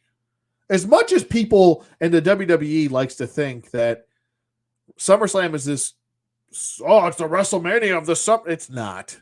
It's just not. Viewership is down on SummerSlam compared to WrestleMania. Viewership is down compared to the Royal Rumble. I'm sorry. It's just a flat fact. Not as many people watch SummerSlam as they do WrestleMania or the Royal Rumble. So it's not the WrestleMania of the summer. It's just not. I don't give a shit. SummerSlam has never been. It's been a staple. It's been one of the big four, but it's never. To me, I thought Survivor Series was more interesting than SummerSlam. SummerSlam is just a card with matches on it. There's nothing really all that special about it. It just seemed like another pay-per-view. Just happened to be in summer.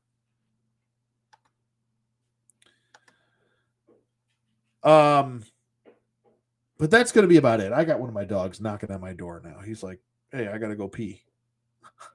I don't know who it is either. It's got to be my Great Dane. It has to be him.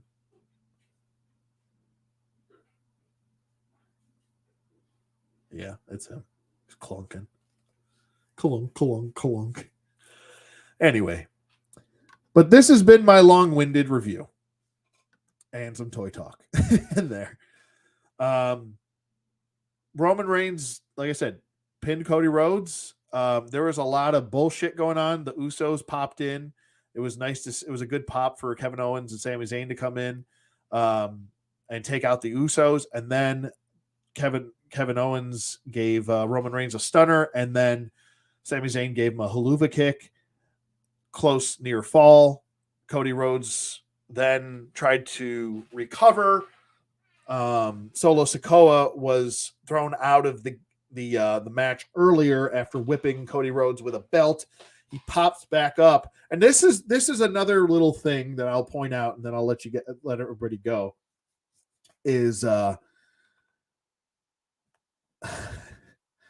this kind of bothered me, and no one's talked about this at all. No one that I at least have heard have talked anything about this point. Cody Rhodes gave Roman Reigns 2 crossroads in a row and picked him up for the third one, and essentially no-sold 2 crossroads in a row. That guy should have been a limp noodle after 2 crossroads. If you go back and watch, just go back and watch. He gets 2 crossroads in a row consecutively, then gets the Samoan spike while he still has Roman in a almost, well, I mean, he's going for a third one, but he's almost got him in a dragon sleeper situation. He gets Samoan spiked, and Roman just runs off like nothing happened. Completely no-sold 2 crossroads in a row. No one said anything about this. How has no one said anything about this? That kind of annoyed the shit out of me. I'm not gonna lie there. That's a part of the bad finish that I'm talking about. Now, they could have went with a different finish, and I probably would have been satisfied. But that finish sucked. It did. It really sucked. I don't even care if it was another screw finish. It was just poorly done. It was poorly produced. Whoever produced that finish did not do a very good job and did not think about stuff. So, I don't know. So that's what happened. He gets the Samoan spike. Roman Reigns runs against the ropes after no selling 2 crossroads. Spear. That's it. There's your match. And I want to say, while maybe WWE did this for the 1,000 days, and because it's Roman Reigns, and because Cody Rhodes is an outsider, or it's because, they wanted shock value, or they think Cody Rhodes is not the guy. That could be it too. They could think he's, the guy that just can't get the job done. He's close, but no cigar. And now that he's feuding with Brock Lesnar, that takes the heat off of Roman Reigns. But now here's the question. Who's left for Roman Reigns? Who's next? Everyone was predicting Jay White is going to appear tonight on Raw. Nope. Didn't happen.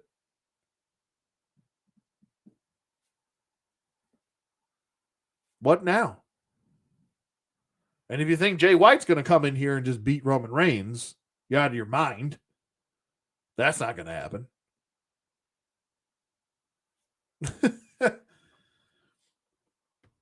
Most people that are WWE fans don't even probably know who the hell Jay White is. We do. I do. Maybe the majority of you do. But if you're a casual fan, you're watching this, you're going to be like, who the hell's Jay White? Google search. So I would hold your breath. I wouldn't hold your breath on Jay White. All right. It's going to take a lot of work for Jay White to be something in WWE. Just letting you know. I won't be surprised if Jay White shows up in NXT. As much as I like Jay White too, I think he's money. WWE likes to take guys like that and shove them in NXT for like 2 years. So don't be surprised if that dude is fighting Grayson Waller next year or this year. Anyway, I digress. That is going to be about it. I want to say night 1 was much far better than night 2. It was just night and day difference. And I don't know. Yeah. Overall, a lot of people after night 1, by the way, were saying that this is the greatest WrestleMania of all time. Come on now. Stop it. This is what I'm talking about. Was some of you people out there that are just like, see a thing that's brand new and shiny and you think it's the best thing since, sliced bread. Let's tone it down. Let's calm down. Like I said, sit down, have a Coke and a smile, gain some perspective, think about things before you say them. This was not the greatest WrestleMania card of all time. Is it good? Sure. It's not a bad WrestleMania. It's not better than 17. It's not better than 19. Surely. It's not better than 20. 20 had some poopers on there. We all know the poopers. I'm not going to go through all that. Actually, it might be better than 20. I mean, I'll give it that. I don't think it's better than 30. I think that was the last best WrestleMania that they put on was WrestleMania 30. This one, I want to say it's pretty good. It's pretty good. The Austin, if I could whittle this down to one night, I would have taken the Austin Theory John Cena match as the opener. I would have taken Seth Rollins versus Logan Paul next. Then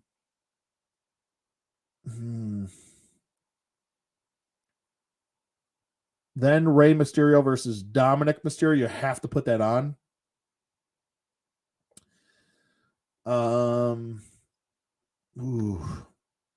Middle of the card. What do you do here? I